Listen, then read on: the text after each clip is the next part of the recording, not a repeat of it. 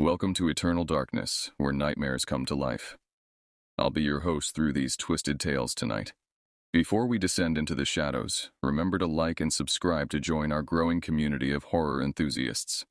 Get comfortable, turn down the lights, and prepare yourself as we begin our journey into the unknown.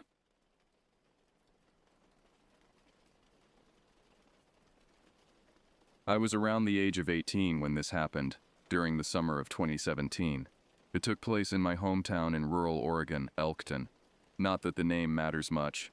You've probably never heard of it.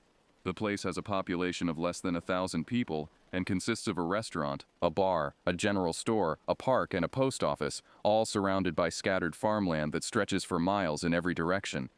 Nothing bad ever happens there. Everyone knows each other, and folks don't even lock their doors at night. It's the kind of place where the biggest scandal is someone's dog getting loose and digging up a neighbor's garden. At that point in my life, I was pretty lazy. I didn't have a job, no car. I still lived with my mom in our small house at the edge of town, and I smoked way too much. Basically, in my own opinion, I was a certified loser going nowhere fast. My routine was predictable and pathetic. Sleep in until I felt like waking up, usually around noon or later. Then I'd get stoned and play video games for hours, losing myself in virtual worlds where I could actually accomplish something. Once I got bored with that, usually around 9 or 10 at night, I'd walk over to my buddy's house in town and we'd hang out for the rest of the night. We'd watch movies, play more games, talk about nothing important. I'd usually stay there until around 1 in the morning. For reference, I lived about 2 miles out of town, and my buddy lived right in the center, above his parents' hardware store. It was a bit of a hike, but it wasn't bad. In fact, it was probably the only real exercise I was getting at the time. The walk took me about 40 minutes if I kept a steady pace. I would just pop in my headphones, turn up the music loud enough to drown out my thoughts, and zone out until the walk was over. The road was completely deserted at that hour, just me and the occasional deer crossing the pavement. This happened during one of those nights when I was walking back home. It was a Tuesday, I remember that clearly now. Though at the time the days all blurred together. I was walking through town on the main road, which was really just a 2-lane highway that ran straight through Elkton.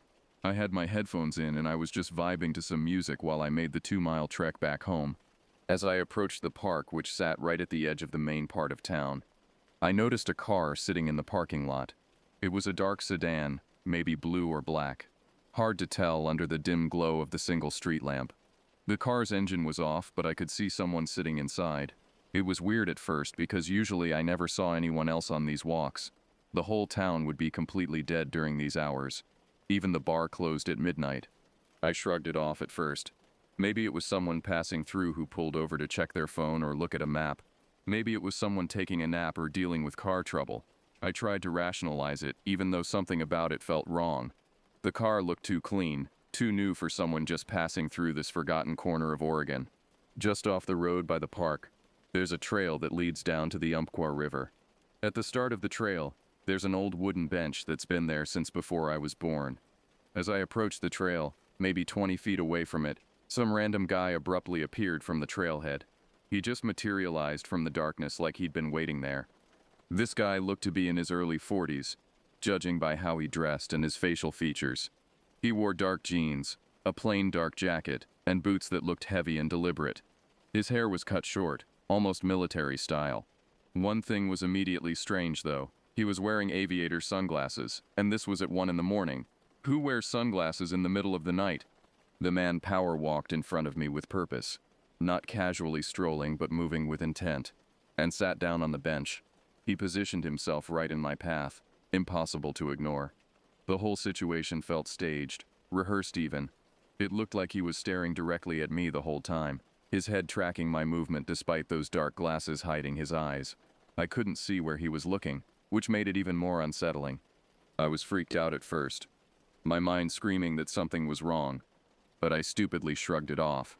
This is Elkton, I told myself. Nothing happens here. He's probably just some local I don't recognize, out for a late-night walk. But even as I thought it, I didn't believe it. I knew most people in town, at least by sight. I started walking diagonally, creating distance, so there would be several feet between us once I passed him. I could feel his attention on me, heavy and focused. As I passed him, I deliberately looked in his direction. He was still staring at me, his body turned on the bench to follow my progress. His mouth was a thin line, expressionless and cold. I took out one headphone, trying to appear casual and friendly, trying to convince myself this was normal. "How's it going?" I said, my voice coming out more uncertain than I intended. "I think that was a terrible move." He did not reply. He didn't nod, didn't smile, didn't acknowledge the greeting at all. He just sat there, watching me through those absurd sunglasses, completely motionless except for his head tracking my movement. I just picked up the pace slightly, trying not to show fear, and focused on getting home. This guy gave me a deeply uncomfortable feeling, like ants crawling under my skin. So I left out that one headphone just so I could be aware of my surroundings. I needed to hear if anything changed, if he moved, if he followed. I got about a quarter mile down the road, past the last of the town's buildings and into the dark stretch where farmland took over, and decided to look back to see if he was still sitting there. The street lamp was a distant glow now, barely illuminating anything. He wasn't on the bench anymore because he was now walking behind me, maybe 100 yards back but closing the distance with each step. He was following me, basically, and he was definitely closing the distance. His pace faster than any casual walk. I swear my heart felt like it stopped for a moment, then started hammering so hard I could hear it over the music still playing in my one earbud. I yanked the headphone out completely. I remember thinking, trying to rationalize, trying to make it make sense. No way is he following me, really. Maybe he lives up this way. But that had to be his car at the park. So why is he going on foot? Why not drive? Why leave his car there? All these questions were flying through my mind, each one making less sense than the last, my thoughts racing and fragmented. I forced myself to look back again, trying to be subtle about it, just a glance over my shoulder. He was even closer now, maybe 70 yards, walking at a much faster pace than before. He wasn't even trying to hide it anymore. His arms swung with purpose, his stride long and determined. He knew I'd seen him, and he didn't care. Fight or flight kicked in like a switch being flipped in my brain, and I went from a casual stroll to a dead sprint instantly. My legs pumped, my lungs burned, adrenaline flooding my system. I looked back once more, terror making me check. He had matched my pace and was now sprinting at me, those heavy boots pounding the pavement, the gap between us still closing. For some reason, panic, instinct, stupidity, I decided to veer off the road, cutting through the forest that lined the highway. Maybe I thought I could lose him in the trees, use the darkness to my advantage. I sprinted over broken branches that snapped under my feet, through brush that tore at my clothes and scratched my face and arms. The forest floor was uneven, full of holes and roots that threatened to trip me with every step. I could hear him crashing through the forest behind me, not even trying to be quiet. He was like a machine, relentless, the sound of breaking branches and heavy footfalls getting closer. My lungs screamed for air, my legs burned, but pure terror kept me moving. I dove behind a massive bush, a dense thicket of something with thorns that bit into my skin as I pressed myself into it, and went completely quiet. I held my breath, trying not to gasp despite my body's desperate need for oxygen. I could hear him stomping through the forest, closer than I expected. He was maybe 20 feet away, moving slowly now, deliberately. Then suddenly he went quiet as well. The silence was worse than the noise had been. I could hear my own heartbeat thudding in my ears, so loud I was sure he could hear it too. I think he was trying to pinpoint exactly where I was, listening for any sound that would give away my position. This lasted several minutes, though it felt like hours. Every second stretched out, every small sound magnified. I heard an owl somewhere in the distance. I heard something small scurrying through leaves. I heard the wind moving through the trees above. Then I heard him start to move again, slowly at first, then faster, heading back toward the park, back the way we'd come. I felt a rush of relief so intense it made me dizzy, thinking that he had given up. Maybe he'd lost interest. Maybe he decided I wasn't worth the effort. I still waited several more minutes, counting to 300 in my head, before I was certain he was out of the forest and back toward town. Then I carefully, quietly as I could manage, cut back through to the road. Once I hit the pavement, I checked both ways, my head swiveling frantically, just to be completely sure he wasn't there. The road was empty in both directions. There was no sign of him anywhere, no figure standing on the road, no sound of footsteps, nothing. Then again, I could only see about 40 feet in either direction because I was no longer in the main part of town, and there were no street lamps here. Beyond that circle of visibility was just impenetrable darkness. I was still relieved, though, because I was so certain that I'd lost him. I'd outrun him, outsmarted him, escaped. The fear began to fade, replaced by a kind of giddy, jittery energy. Adrenaline still coursed through me, but now it felt like victory rather than terror. So I just focused on getting back home, on reaching safety. I was only about a mile away at that point, maybe 15 minutes of walking. Eventually, my breathing returned to normal. Eventually, the shaking in my hands stopped. Eventually, stupidly, I put my headphones back in and started to relax again, not even fully processing what had just happened. My mind was trying to downplay it, trying to convince me it wasn't as bad as it had felt. Maybe he was just messing with me. Maybe it was some kind of prank. Maybe I'd overreacted. I turned the music up, letting it fill my head and push out the lingering fear. I fell back into that familiar zone-out state, just walking, just existing, trying to forget. The road stretched ahead of me, dark and empty and familiar. I knew every crack in this pavement, every dip and curve. I'd walked this route hundreds of times. I was safe now. I was almost home. Eventually, I noticed a light coming up behind me, growing brighter against the darkness. Headlights from a vehicle, moving slowly. My stomach dropped instantly, all that false security evaporating in a heartbeat. I was praying to God that it wasn't him, that it wasn't that dark sedan from the park. Please, I thought, let it be anyone else. Anyone. As it approached me, it slowed down even more, crawling along at maybe 5 miles per hour. I practically cringed as it pulled up next to me and came to a full stop, the engine idling. I didn't want to look. Every muscle in my body was tense, ready to run again, even though I was exhausted and didn't know if I could manage another sprint. I looked up, expecting to see that guy wielding a weapon, a knife, a gun, something, and demanding that I get into the car. I was already planning my next move, already looking for another escape route into the trees. Thankfully, it wasn't him. It was a pickup truck, and behind the wheel was a local guy around my age named Tyler. He was on his way home from a get-together at his girlfriend's place. "Oh, hey, what's up, dude?" I said, my voice shaky with relief, trying to sound casual and failing completely. "Nothing much, man. Do you need a ride home?" he asked, noticing something off about me. My face was scratched from the branches. My clothes were dirty, and I was probably pale as death. But I was stupid. I was so convinced I'd escaped, so certain I'd lost the guy, that I replied, "Nah, dude, it's all good. I'm almost home. Thanks, though." I could then see a worried expression cross Tyler's face, as he cut me off mid-sentence and said, "Are you sure, man? You know there's someone following you, right?" His voice was urgent, concerned, confused about why I wasn't reacting. I immediately looked down the road behind me, following his gaze. There he was, the same guy, those same aviator sunglasses reflecting Tyler's taillights, creating 2 small points of red light where his eyes should be. He was closer than ever before, maybe 30 feet away, and still walking toward us with that same determined pace. I could now clearly see something in his hands, something long and metallic that reflected light from the truck, something that looked like it could do serious damage. Turns out I had never lost him. Not in the forest, not on the road. He'd been following me this entire time, tracking me, hunting me, searching for me with patience and purpose.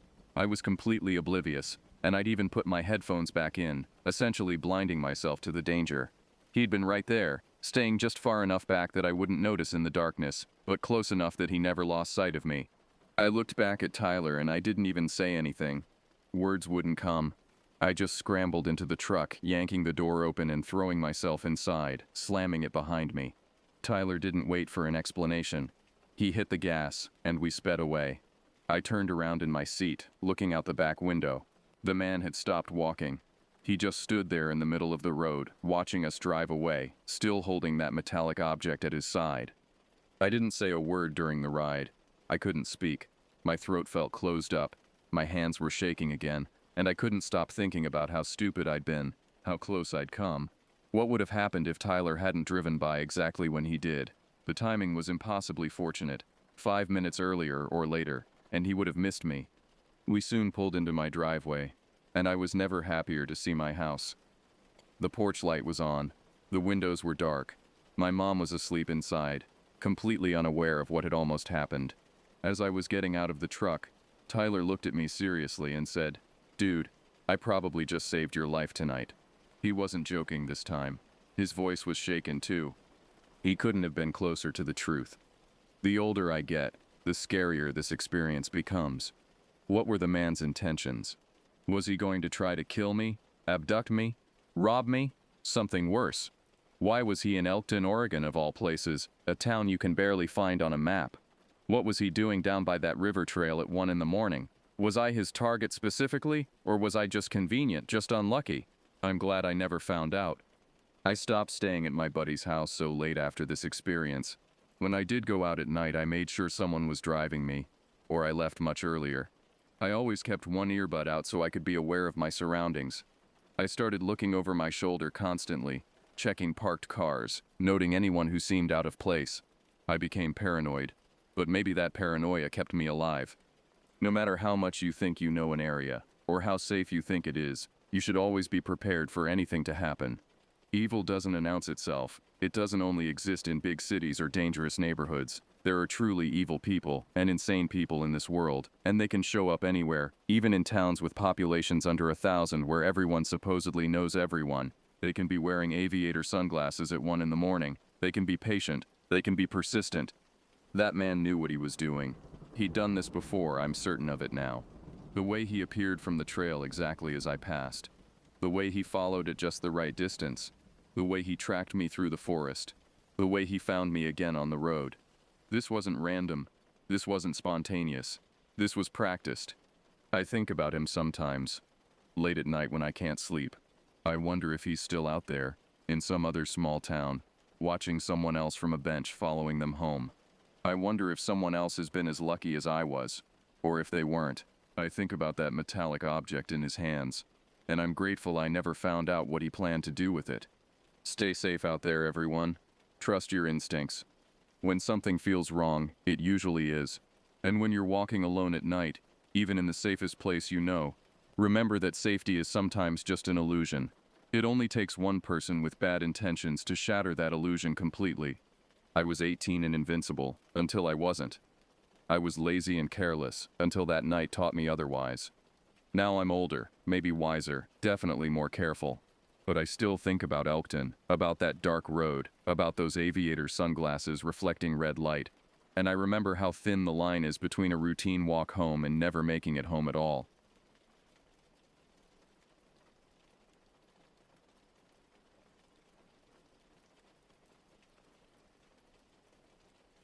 It was the summer of 2022. I had just graduated from college with my degree in environmental science. And before diving headfirst into the corporate world at my new consulting firm, I craved one final taste of freedom.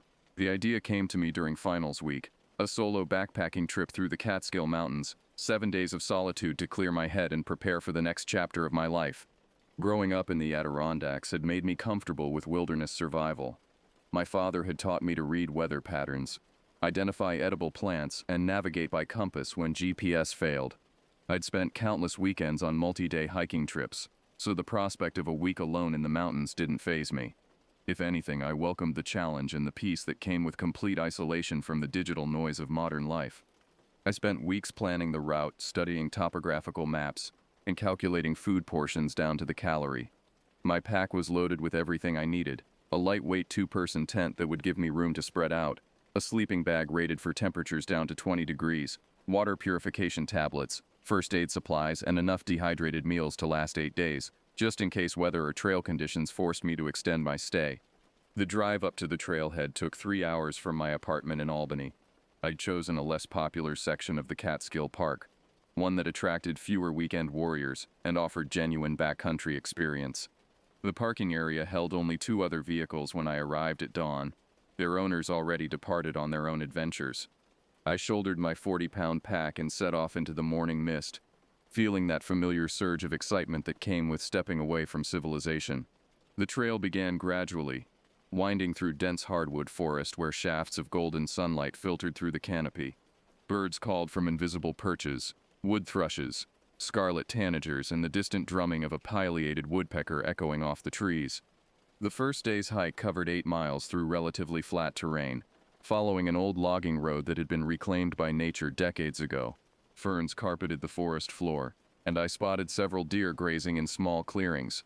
Everything felt exactly as it should, peaceful, wild, and rejuvenating. I made camp that evening beside a small stream, the sound of running water providing a natural soundtrack as I set up my tent and prepared dinner. The freeze-dried beef stew tasted better than it had any right to after a full day of hiking. I sat by my small campfire as darkness settled over the forest, watching sparks drift upward to join the stars emerging between the branches. That first night I slept deeply and dreamlessly, lulled by the creek's gentle murmur and the occasional hoot of a barred owl somewhere in the distance.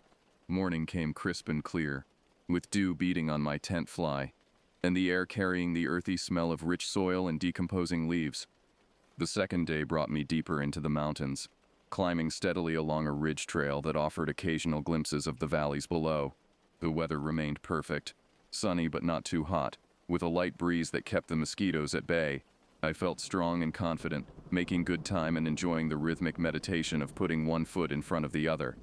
It was around midday when I first noticed something had changed. The realization crept up on me gradually, like a shadow lengthening across my consciousness. The forest had grown quiet. Not the peaceful quiet of early morning or the expectant hush before a storm, but an unnatural silence that made my skin crawl. Birds that had been calling constantly since dawn had simply stopped. No chipmunks chattered in the underbrush. Even the insects seemed muted, their usual drone reduced to an occasional half-hearted buzz. I paused on the trail, straining my ears for any sound of life, but heard only my own breathing and the whisper of wind through the leaves. I told myself it was normal. Forests went through cycles of activity and rest. Maybe a hawk was hunting nearby, keeping smaller animals hidden and silent. Maybe I'd simply grown more attuned to the subtle rhythms of wilderness after a day of solitude. But the rational explanations felt hollow, unable to dispel the growing unease that gnawed at my gut. The few other hikers I encountered that day reinforced my discomfort. Where yesterday I'd exchanged friendly greetings and brief conversations about trail conditions with fellow backpackers, today the people I met seemed hurried and distracted. They avoided eye contact, responding to my hellos with curt nods before quickening their pace. One couple I met around 3 in the afternoon particularly unsettled me.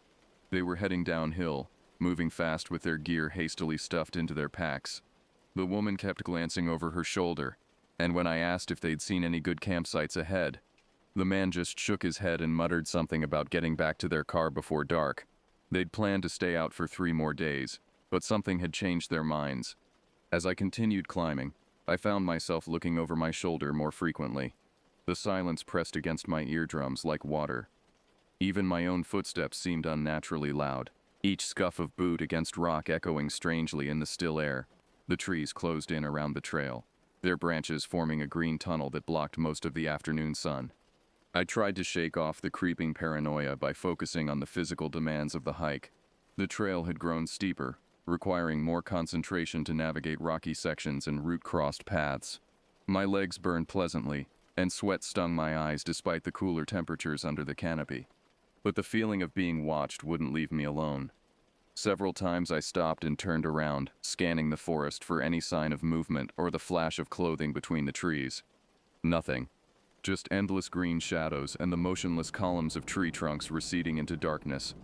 By evening, when I reached my planned campsite, a small clearing beside another creek, my nerves were stretched taut as guitar strings. I went through my routine mechanically, setting up the tent, filtering water, preparing dinner. But every small sound made me freeze and listen. The snap of a twig could have been a footstep. The rustle of leaves might have hidden approaching footfalls. Darkness fell earlier in the dense forest, and I found myself reluctant to build a fire. The flames would illuminate me while leaving everything beyond the circle of light hidden in impenetrable black. Instead, I retreated to my tent as soon as I'd eaten, zipping myself inside the thin nylon barrier that provided more psychological comfort than actual protection. I lay awake for hours, listening to the night sounds that slowly returned as if the forest were cautiously resuming its normal activities. But even the familiar calls of owls and the distant yip of coyotes couldn't ease the tension that had settled deep in my bones. The third day dawned gray and humid, with low clouds clinging to the mountainsides like tattered fabric. The oppressive atmosphere matched my mood as I broke camp and continued climbing toward the higher elevations. My planned route would take me up to a ridge where I could follow the spine of the mountain for several miles, enjoying views of the surrounding peaks. The trail became increasingly rocky and challenging as I gained elevation. Ancient glacial activity had left the mountainside strewn with boulders the size of houses, creating a maze of stone passages and natural caves. In other circumstances, I would have found the geological features fascinating. Today they seemed ominous, full of hidden spaces where danger could lurk unseen. I passed through several small clearings where logging had taken place decades ago. Young trees struggled to reclaim the spaces, creating tangled thickets that reduced visibility to just a few yards in any direction. The silence from the previous day had deepened, if that were possible. Not even the wind stirred the leaves. The climb took most of the day, and I was exhausted by the time I reached the ridge. My legs shook from the sustained effort, and my shirt clung to my back with sweat despite the cool, damp air. But the views from up there were spectacular, stretching for miles across a sea of green mountains that rolled away to the horizon like frozen waves. I found a level spot about 50 yards from the main trail, nestled among some large boulders that would provide windbreak and privacy. The location offered commanding views of the valleys on both sides of the ridge, making it impossible for anyone to approach without being seen. The tactical advantage gave me some comfort as I set up camp. As twilight approached, I prepared a simple meal of pasta and dried vegetables, eating while watching the last light fade from the distant peaks. Stars began to emerge in the clear patches between the clouds, and for the first time in 2 days, I felt some of my tension ease. Up here above the claustrophobic forest, I could see for miles in every direction. Nothing could approach undetected. I was wrong. I'd been asleep for perhaps 2 hours when the attack began. The violent shaking started without warning, my tent poles bending and flexing as if caught in hurricane-force winds. But there was no wind. The night air hung still and heavy around my collapsing shelter. I fought my way out of my sleeping bag as the tent fabric pressed down on me, the aluminum poles groaning under some invisible force. Panic flooded my system as I struggled with the zipper, my fingers clumsy with terror. The shaking intensified, accompanied by a sound like massive hands clapping just inches from my ears. Finally, I managed to tear open the tent entrance and tumble outside, expecting to confront whatever was destroying my camp. But the ridge was empty. Moonlight bathed the rocky landscape in silver, revealing nothing but scattered boulders and the twisted silhouettes of stunted trees. The night was perfectly calm. Behind me, my tent had collapsed completely. The poles were bent into impossible shapes, twisted like pretzels, yet the fabric showed no tears or damage. It looked as if some tremendous force had grabbed the entire structure and wrung it like a wet towel, but only the frame had been affected. I stood there in my underwear and hiking boots, shivering in the cool mountain air, trying to process what had just happened. No animal could have caused that kind of selective damage. No wind could have bent aluminum that way while leaving the tent fabric untouched. And I had heard no sound of approach, seen no sign of any presence on the exposed ridge. The rational part of my mind searched for explanations. Maybe I'd set up the tent improperly, and the poles had failed under stress. Maybe I'd been dreaming, and the collapse had been caused by some manufacturing defect. But the evidence of my senses told a different story. Something had attacked my camp with deliberate, focused violence. I spent the rest of the night huddled against a boulder, wrapped in my sleeping bag and watching the darkness for any sign of movement. My destroyed tent lay in a heap beside me like the corpse of some strange animal. Every shadow seemed to hide a threat. Every distant sound might herald another assault. Dawn couldn't come fast enough. Morning brought no relief, only a leaden sky that pressed down like a gray ceiling. The temperature had dropped during the night, and my breath misted in the cold air as I examined the remains of my tent. In daylight, the damage looked even more impossible. The poles hadn't just bent. They'd been twisted into complex spirals and loops, as if shaped by invisible hands of incredible strength. I salvaged what I could from the wreckage, stuffing the twisted metal and torn fabric into my pack. Without shelter, I needed to reach the trail shelter I'd marked on my map, still 6 miles down the mountain. The structure would provide basic protection from the elements and maybe some psychological comfort. Surely nothing would dare approach such an obviously human-made refuge. The descent proved treacherous on legs still weak from the previous night's terror. The trail wound through dense forest, crossing several stream beds where recent rains had made the rocks slippery and unstable. Dark clouds gathered overhead, promising more rain before the day ended. As I hiked, I found myself constantly looking back over my shoulder. The feeling of being followed had returned stronger than ever, but whenever I stopped and turned around, the trail behind me stretched empty through the green tunnel of trees. Still, I couldn't shake the sensation that something was pacing me, staying just out of sight but matching my every step. The forest seemed to press closer as I descended. Branches reached across the trail like gnarled fingers, forcing me to duck and weave around obstacles that hadn't been there on my way up. Or had they? Fear and exhaustion were playing tricks with my perception, making the familiar seem alien and threatening. Around midday, the first fat raindrops began to fall, pattering against the leaves overhead before finding their way down to soak my clothing. I picked up my pace, eager to reach the shelter before the storm hit in earnest. According to my map, the structure should be just ahead, tucked into a small clearing beside a reliable water source. I smelled it before I saw it. The stench hit me like a physical blow. Rotten meat, burned hair, and something else underneath that I couldn't identify but that made my stomach lurch violently. I pressed my sleeve against my nose and mouth, breathing through the fabric as I approached the clearing where the shelter should have been. The three-sided lean-to structure was still there, but it had been transformed into something from a nightmare. The wooden walls, once smooth and weathered to a pleasant gray, were now covered in dark stains that looked suspiciously like dried blood. Scratch marks gouged the timber in parallel lines, as if massive claws had raked across the surface again and again. But the marks were wrong. They were too high up on the walls, too widely spaced to have been made by any animal that belonged in these mountains. Bears might scratch trees to mark territory, but these gouges suggested something much larger, something that could stand upright and reach 8 feet off the ground. The floor of the shelter was littered with debris that made my skin crawl. Scraps of clothing too dirty and stained to identify their original colors lay scattered among what looked like animal bones. But some of those bones were too large, too strangely shaped, and in the center of it all, the fire pit had been filled with a pile of charred remains that I didn't want to examine too closely. The smell was overwhelming. I backed away from the shelter, my eyes watering and my stomach threatening to empty itself. This place had been desecrated, turned from a refuge into something obscene and threatening. Whatever had done this wasn't just dangerous, it was intelligent enough to corrupt a symbol of safety and turn it into a warning. Thunder rumbled overhead, and the rain began to fall harder. I needed shelter, but not here, not in this place that reeked of violence and decay.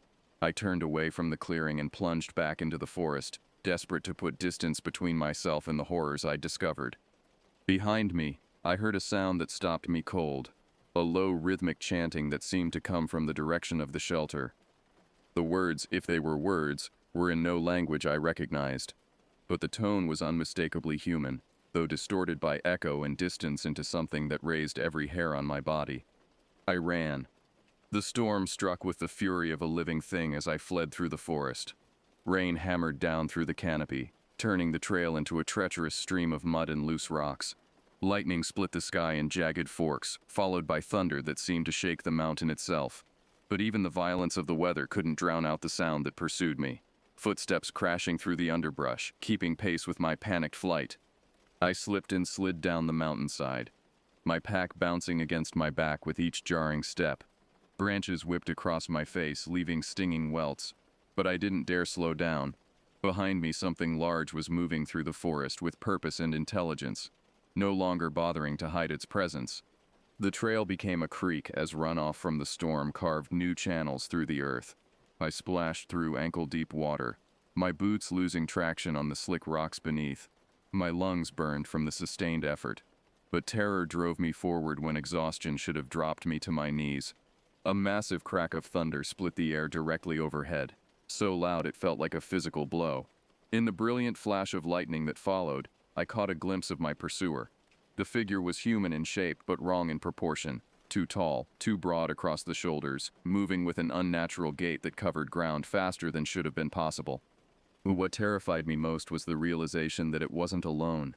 Other shapes flitted between the trees, coordinating their movements like a pack of predators driving prey toward a predetermined kill zone.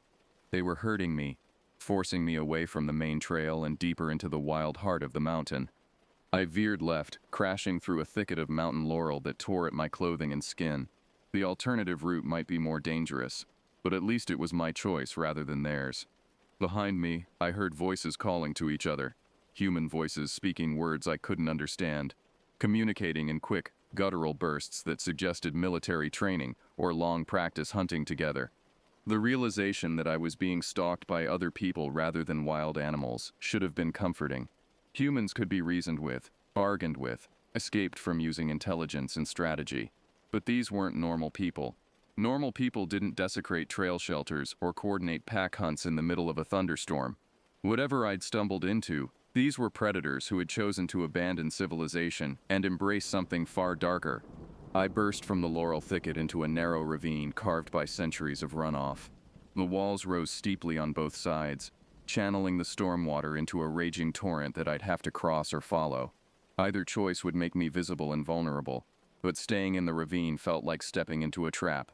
Above me, voices called from the rim of the ravine. They'd found my trail and were positioning themselves to cut off potential escape routes. One voice rose above the others, deeper, more commanding, clearly the leader of this nightmare pack. The tone carried the confidence of someone who had done this before, who knew the mountain's geography well enough to predict where a panicked victim would run. I chose to follow the ravine downstream, hoping to find a place where the walls lowered enough for me to climb out. The rushing water soaked me to the knees, and the current threatened to sweep me off my feet with each step. But it was better than trying to cross the torrent or climbing the exposed walls under the eyes of my hunters. Lightning continued to strobe overhead, turning the world into a series of frozen snapshots. The ravine walls slick with rain, the water foaming white around half-submerged boulders, my own shadow dancing crazily on the stone. In one of those brief illuminations, I saw something that made my heart sink. The ravine was leading me toward a box canyon. The walls ahead converged into an impassable cliff face where the water disappeared into a narrow crack in the rock. I was trapped, driven exactly where my pursuers wanted me to go. Behind me, I could hear them descending into the ravine, their voices echoing off the stone walls. They were taking their time now, confident that their prey had nowhere left to run. The leader's voice carried clearly over the sound of rushing water, speaking in that same strange dialect, but with a tone of satisfaction that made my skin crawl. In desperation, I searched the canyon walls for any crack or ledge that might offer an escape route. About 15 feet up the left wall, I spotted a narrow shelf of stone that might be wide enough to support my weight. Getting to it would require a free climb on wet rock with a heavy pack, but it was my only option. I started climbing, my fingers searching for holds in the slick stone. The pack threw off my balance, but I didn't dare abandon it. It contained my only remaining supplies and equipment. Behind me, the voices grew closer, accompanied by the splash of boots in rushing water. Halfway up to the ledge, my left hand slipped. For a terrifying moment, I hung by 3 points of contact, my full weight supported by cramping fingers and the precarious grip of my boot toe in a shallow depression. The pack pulled at my shoulders, threatening to tear me loose from the wall. Below me, a voice shouted in triumph. They'd entered the canyon and spotted me clinging to the rock face like a desperate spider. I heard the unmistakable sound of metal scraping against stone, a knife being drawn from its sheath. With a strength born of pure terror, I hauled myself up to the ledge and rolled onto the narrow shelf just as something whistled through the air where I'd been hanging. The knife clattered off the rock wall and splashed into the water below. But my relief was short-lived. The ledge was barely wide enough for my body, and it led nowhere. I was trapped 30 feet above the canyon floor with nowhere to go but down. The ledge where I found myself was little more than a crack in the canyon wall, barely 2 feet wide and extending only about 10 yards before ending at a vertical wall. But pressed against the rock face, searching desperately for any way forward, my fingers found something unexpected, a gap in the stone just wide enough for a person to squeeze through. Cave systems weren't uncommon in this region. Limestone caverns and natural shelters had been formed over millennia by water action and geological shifts. What I'd discovered might be my salvation or my tomb, but staying on the exposed ledge meant certain capture by the hunters below. I could hear them discussing strategy in their harsh, clipped language. Someone was describing how to construct a rope from their clothing to climb up to my position. Time was running out. I squeezed through the gap, my pack scraping against stone, and found myself in a narrow tunnel that angled steeply upward into darkness. The air inside was cold and stale, carrying odors of earth and something else, something organic and unpleasant that I tried not to think about too deeply. Using my phone's flashlight, I could see that the tunnel opened into a larger chamber about 20 feet ahead. Behind me, voices echoed from the canyon, growing more agitated. They'd discovered my escape route. I pushed deeper into the cave system, following the tunnel as it twisted and branched through the mountain's interior. The stone walls were slick with moisture, and in places I had to crawl on hands and knees through passages barely large enough for my body. My pack caught on every protrusion, forcing me to stop and work it free with increasingly frantic movements. The main chamber, when I finally reached it, was larger than I'd expected. A natural cathedral carved from living rock. My phone's weak light couldn't illuminate the full extent of the space, but I could sense the vast emptiness above and around me. Water dripped somewhere in the darkness, each drop echoing like a gunshot in the silence. But I wasn't alone in the cave. As I played my light around the chamber, the beam revealed evidence of long-term occupation. Sleeping areas had been carved from the rock floor and lined with moldy blankets and animal hides. Fire pits dotted the space, filled with the cold ashes of countless meals. And along the walls, crude drawings had been scratched into the stone, primitive figures engaged in activities I didn't want to interpret too closely. This was their home. The hunters weren't just random killers who'd stumbled across my trail. They lived here, in this underground warren, emerging to hunt and returning to their stone sanctuary with their trophies. The evidence of their presence, the tools, the artwork, the sleeping arrangements, suggested they'd been here for years, maybe decades. My light swept across something that made my blood freeze in my veins. In the far corner of the chamber, barely visible in the weak beam, a collection of objects was carefully arranged like some twisted altar. Backpacks, hiking boots, pieces of clothing, and personal items that could only have belonged to other victims. Other hikers who'd wandered too far into the mountains and never returned. Among the artifacts, I recognized a bright red day pack identical to one my college roommate had owned. A particular style of hiking boot that had been popular a few years ago. A water bottle with university stickers that might have belonged to any number of students. How many people had disappeared in these mountains? How many families had never learned what happened to their loved ones? Behind me, I heard the scrape of boots on stone. They'd entered the cave system and were following my trail through the tunnels. The leader's voice echoed off the walls, calm and confident now that his prey was trapped in familiar territory. This was their domain, and they knew every passage, every hiding place, every escape route. I couldn't go back the way I'd come, and I couldn't stay in the main chamber where I'd be easily cornered. My phone's light revealed several other tunnels branching off from the central space, disappearing into darkness that could lead anywhere, deeper into the mountain, to other chambers, or to dead ends where I'd be trapped like a rat in a maze. I chose the passage that angled upward most sharply, hoping it might lead to another exit. The tunnel was even narrower than the one I'd entered through, forcing me to remove my pack and push it ahead of me as I crawled on my belly through the constricted space.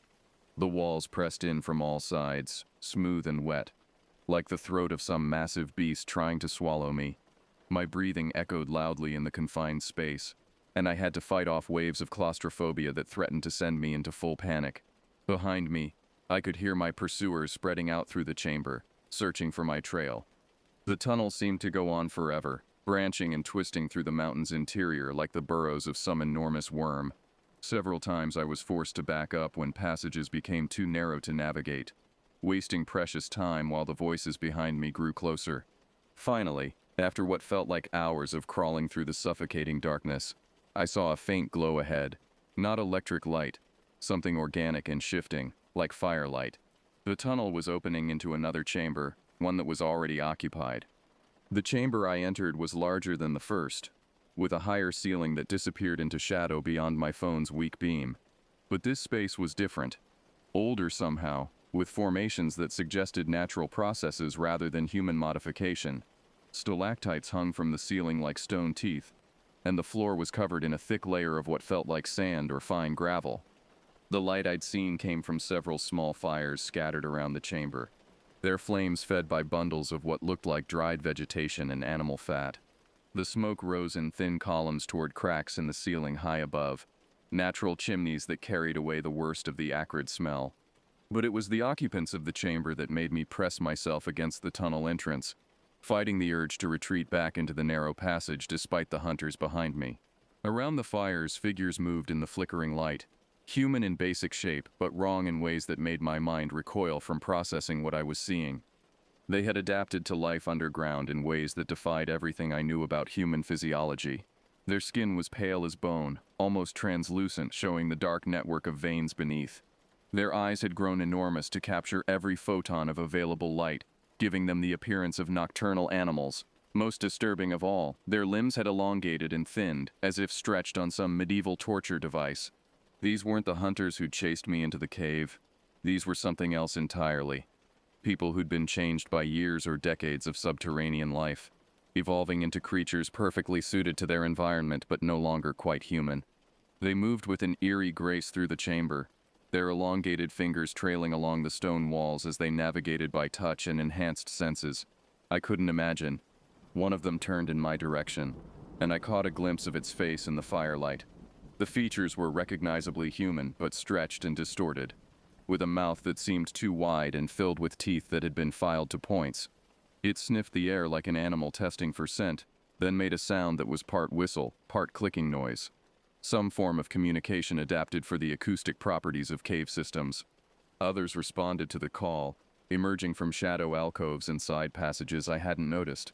They moved toward my hiding spot with purpose, but without haste, confident in their ability to navigate their domain. These were the apex predators of this underground realm, and I was clearly out of my element. Behind me, I could hear my original pursuers getting closer, their voices echoing through the tunnel system as they followed my trail. I was trapped between two different kinds of threat, neither of which offered any hope of mercy or escape. The choice was made for me when the first of the cave dwellers reached the tunnel entrance. Up close, the changes were even more disturbing. Its skin wasn't just pale, it was almost transparent, revealing the slow pulse of alien circulation beneath. When it spoke, the words were in no language I recognized, full of clicks and whistle tones that seemed designed for communication in complete darkness. But its intent was clear enough. It was calling to others, alerting them to the presence of an intruder in their domain. More figures emerged from the shadows, surrounding the tunnel entrance with patient, predatory movements. From behind me came the sound I'd been dreading, boots scraping on stone as the hunters navigated the narrow passage. They'd found my trail and were closing in.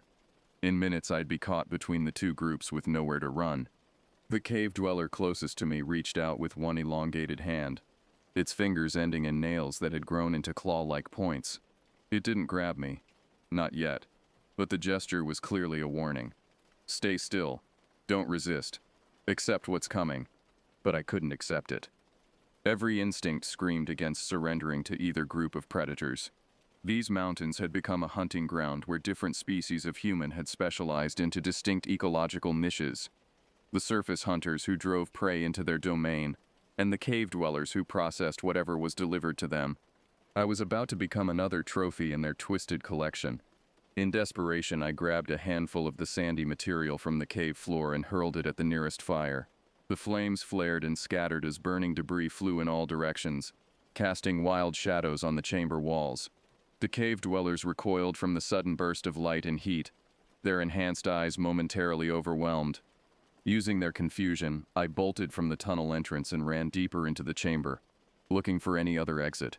Behind me, the creatures were recovering quickly, their alien voices rising in what sounded like anger or alarm.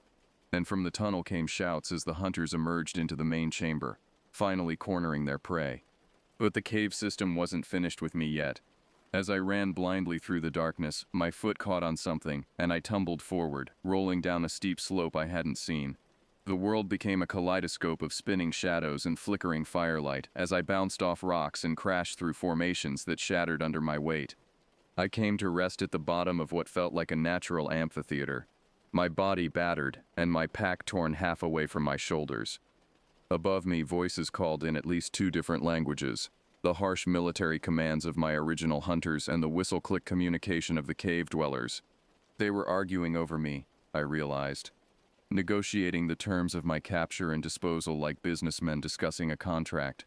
The hunters had driven me to this place as they'd done with countless others, delivering fresh prey to their underground partners in exchange for God knew what kind of compensation. At the bottom of the slope, barely conscious and bleeding from multiple cuts and abrasions, I found myself in what appeared to be the deepest part of the cave system. The air here was different, fresher somehow, with a subtle current that suggested a connection to the surface world far above. My phone had been damaged in the fall, its screen cracked and flickering weakly, but in its dying light I caught a glimpse of something that rekindled a spark of hope in my terror-numbed mind. Along one wall of the chamber, water seeped from cracks in the stone, forming a small stream that disappeared through a gap barely large enough for a person to crawl through. Water always seeks the lowest point, and streams always flow toward larger bodies of water. This trickle might lead to an underground river, or even to a spring that emerged somewhere on the mountainside.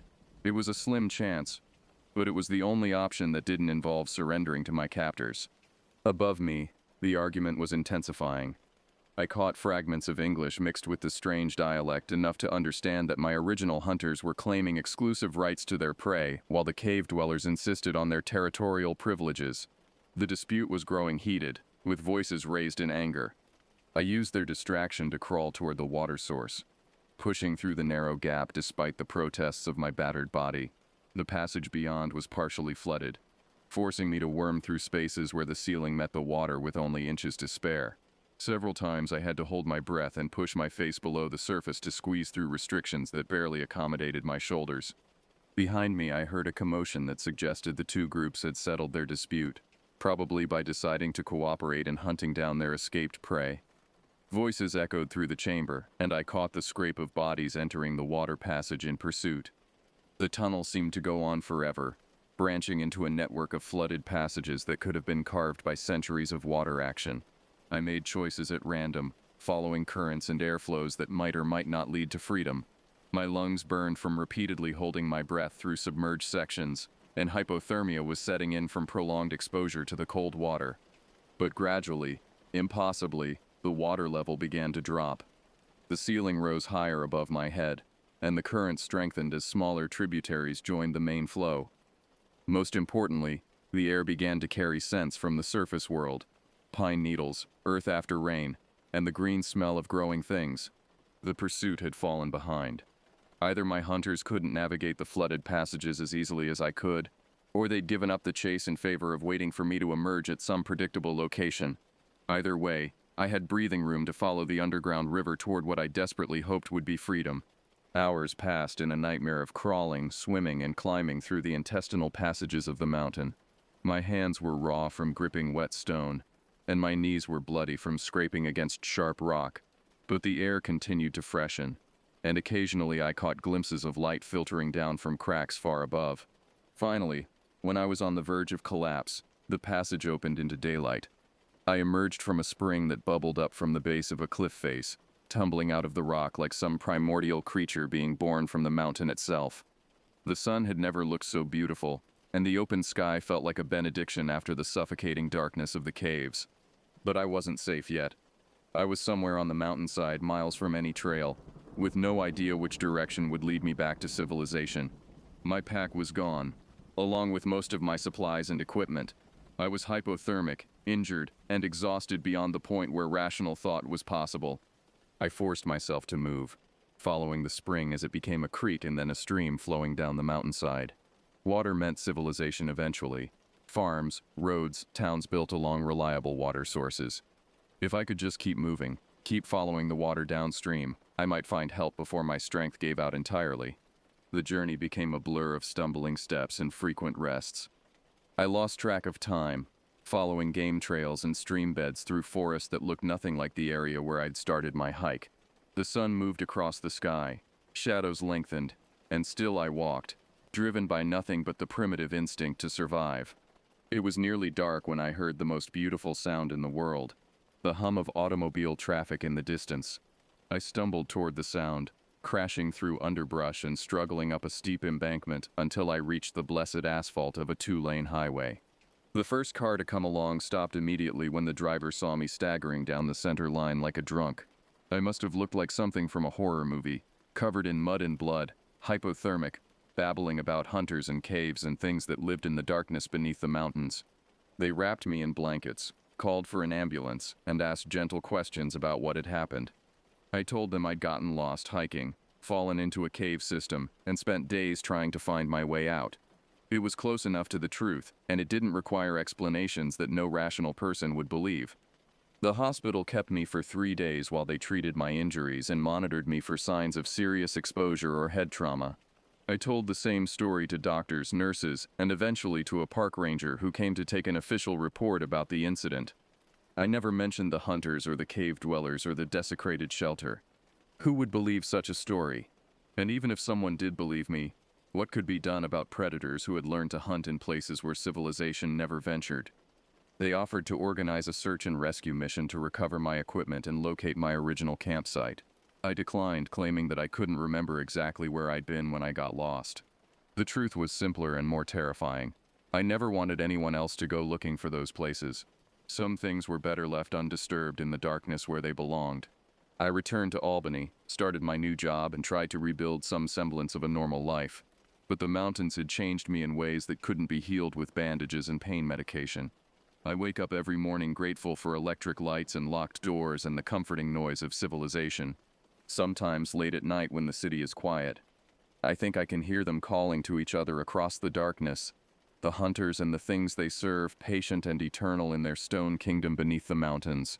They're still there, waiting for the next solo hiker who ventures too far from the marked trails. I tell myself it was all a hallucination brought on by exposure and fear. I almost believe it sometimes, but I'll never go back to those mountains to find out for sure. Some forms of knowledge are too dangerous to pursue, and some corners of the wilderness are better left unexplored. The Catskills can keep their secrets. I've learned enough about what lives in the spaces between the maps, and I have no desire to learn more.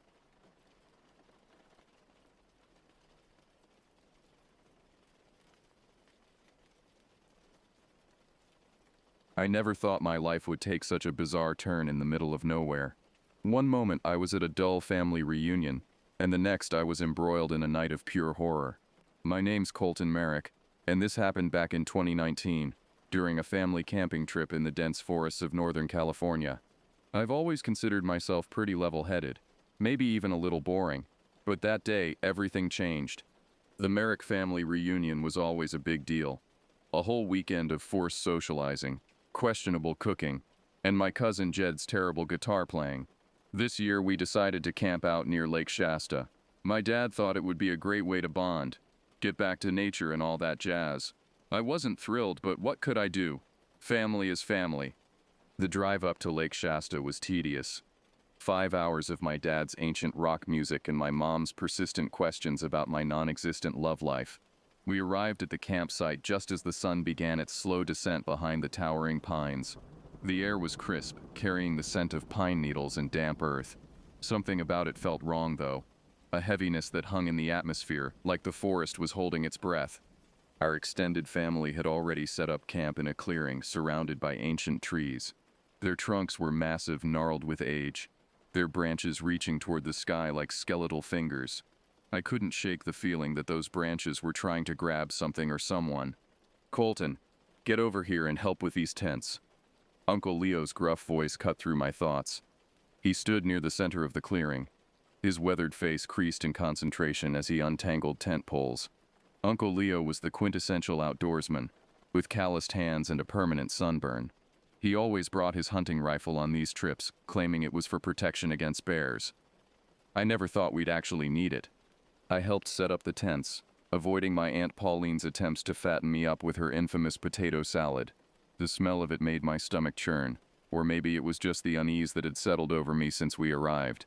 I managed to dodge most of the small talk, choosing instead to wander off into the woods for a bit of peace. I've always loved nature, the quiet, the smell of the pines, the feeling of being away from it all. But that day the forest felt different. The silence was too complete, unnatural. No bird song, no chittering squirrels, just the whisper of wind through the canopy and the occasional crack of a twig beneath my feet. Each snap sounded like a gunshot in the eerie quiet. That's when I first noticed something odd.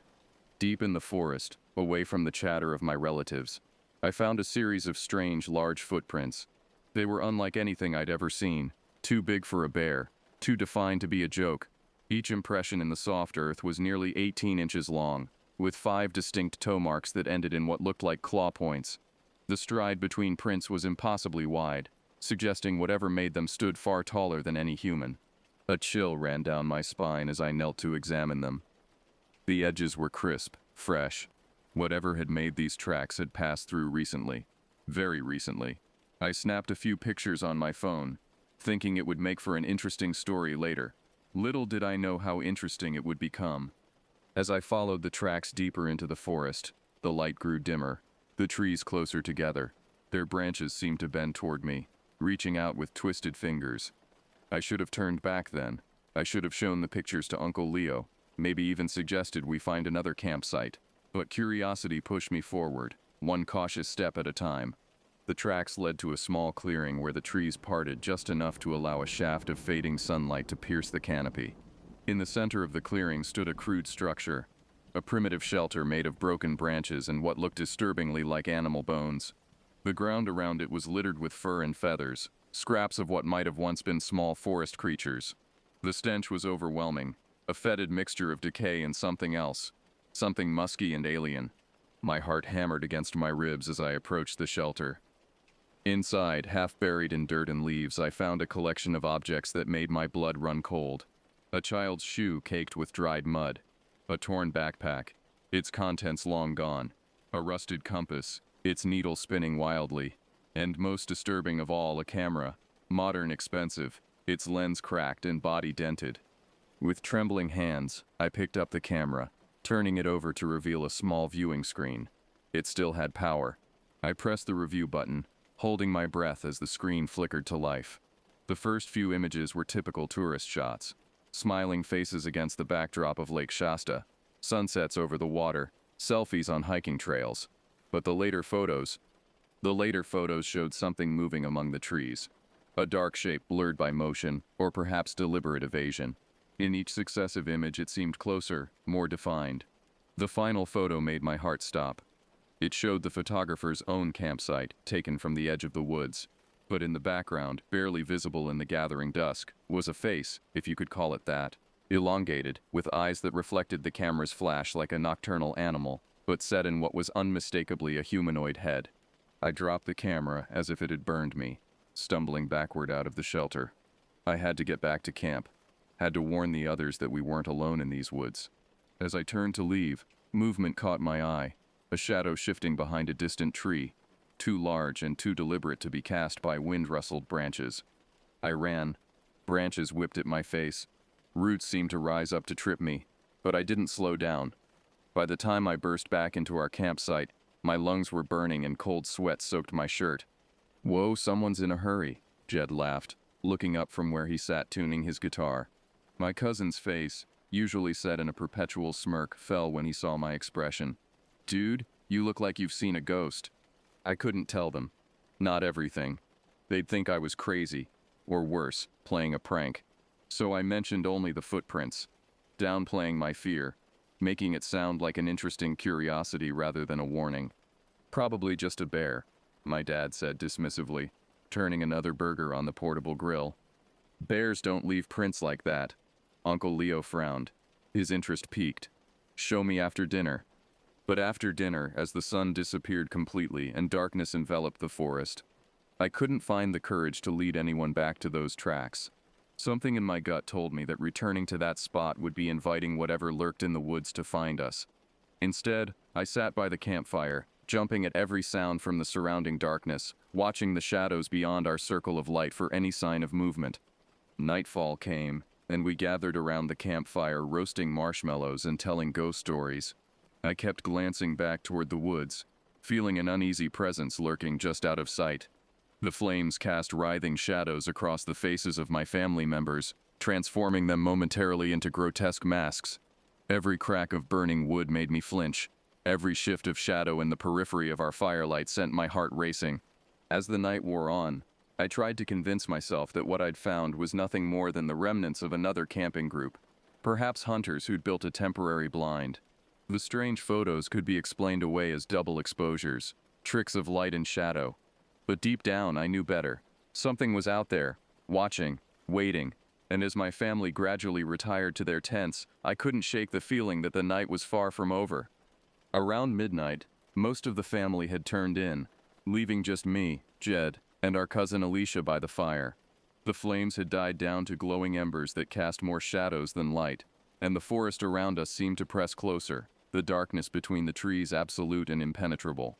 "You've been jumpy all night," Alicia observed, her face half hidden in shadow as she poked at the embers with a stick. "What's really going on, Colton?" I hesitated. Alicia was 22, just a year younger than me, but she'd always been the skeptic of the family, quick to debunk any hint of the supernatural or unexplained. Her pragmatism was usually comforting, but tonight, I needed someone to believe me. "I found something in the woods today," I began, my voice barely above a whisper. "A shelter, like someone or something has been living out there. And there were these footprints."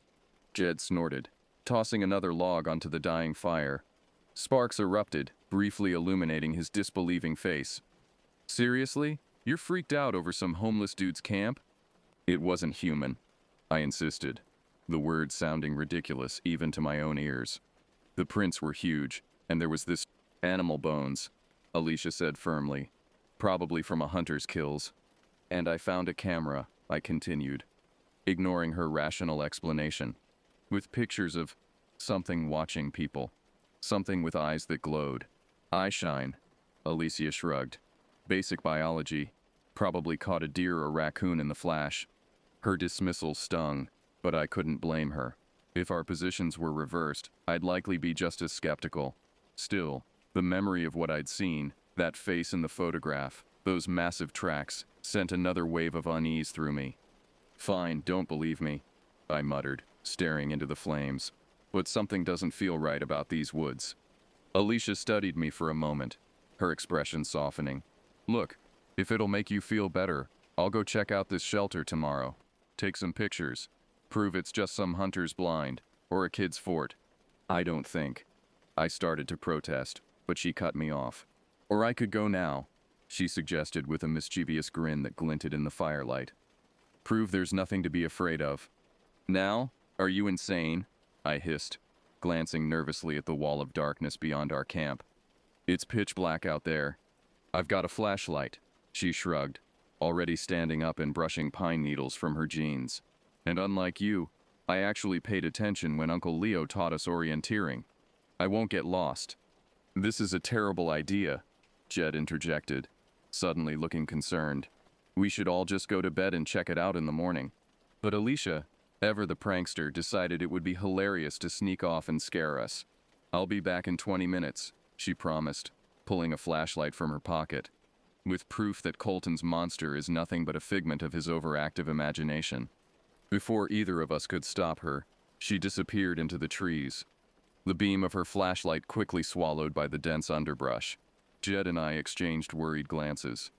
"She'll be fine," Jed said, though he didn't sound convinced. "Alicia knows these woods better than either of us." I nodded, but the knot in my stomach tightened. The forest seemed to grow quieter after Alicia left.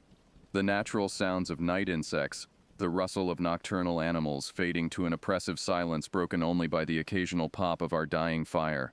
We waited, making uneasy small talk that gradually trailed off into tense silence.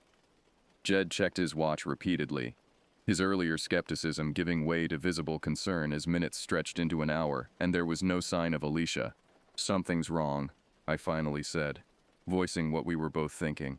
"She should have been back by now." Jed nodded grimly, already reaching for his own flashlight. "We need to look for her. She might have tripped, twisted an ankle. Or found what I was talking about," I added quietly. We roused Uncle Leo first, explaining the situation in hushed tones to avoid waking the rest of the family. His face, lined with sleep moments before, hardened into a mask of concern. "Damn foolish," he muttered, grabbing his rifle and checking it with practiced efficiency. "Going into these woods at night." He handed each of us a whistle. "Use these if you find her, or if you get in trouble. I'll head east. You boys take the north path, where Colton found those tracks." Jed and I nodded, our breath clouding in the midnight chill as we set off. The beams of our flashlights seemed feeble against the consuming darkness, creating more shadows than they dispelled. Every tree looked identical. Every path seemed to circle back on itself. The forest was a labyrinth at night, designed to disorient and confuse. "Alicia," Jed called out, his voice immediately absorbed by the dense foliage. "This isn't funny anymore." We walked deeper into the woods, our lights sweeping across gnarled tree trunks and tangled underbrush. The ground was soft beneath our feet, damp with the day's lingering moisture.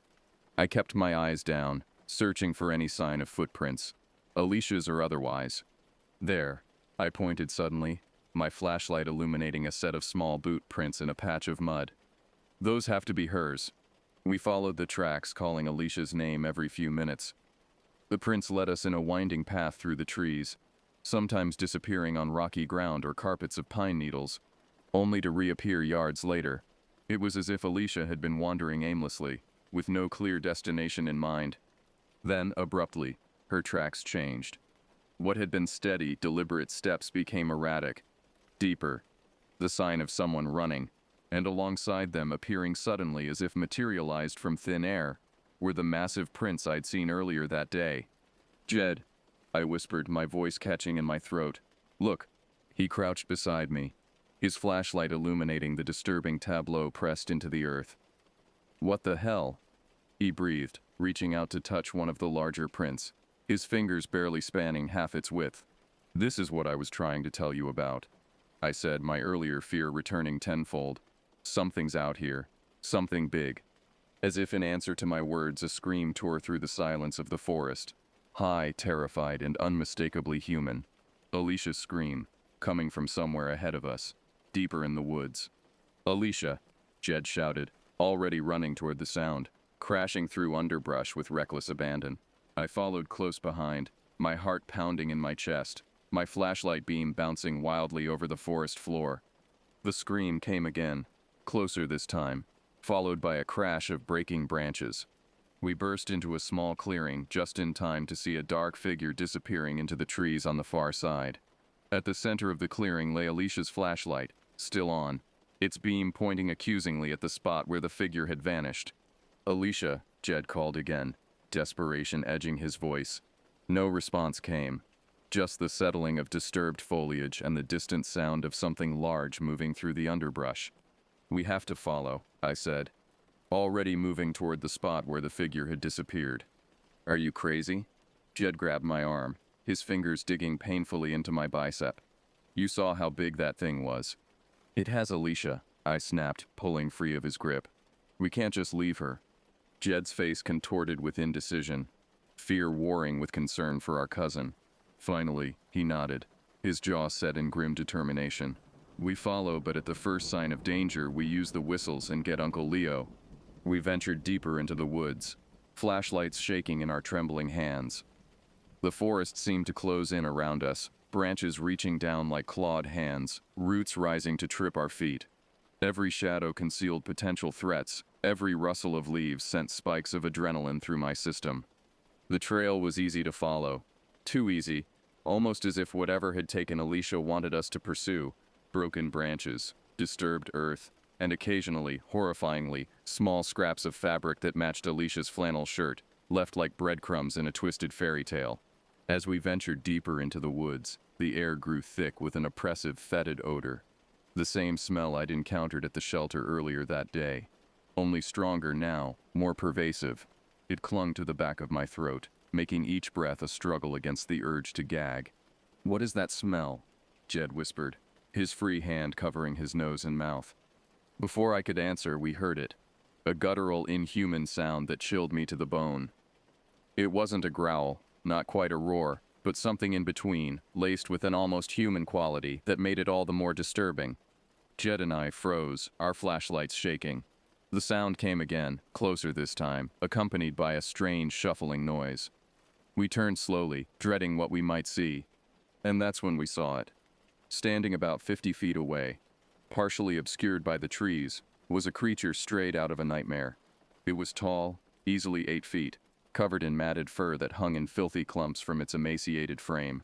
Its back was hunched, forcing it to stoop beneath the lower branches, and its limbs were unnaturally elongated, the fingers on its massive hands ending in yellowed, cracked claws that curled like scythes. But it was the face that struck the deepest chord of terror.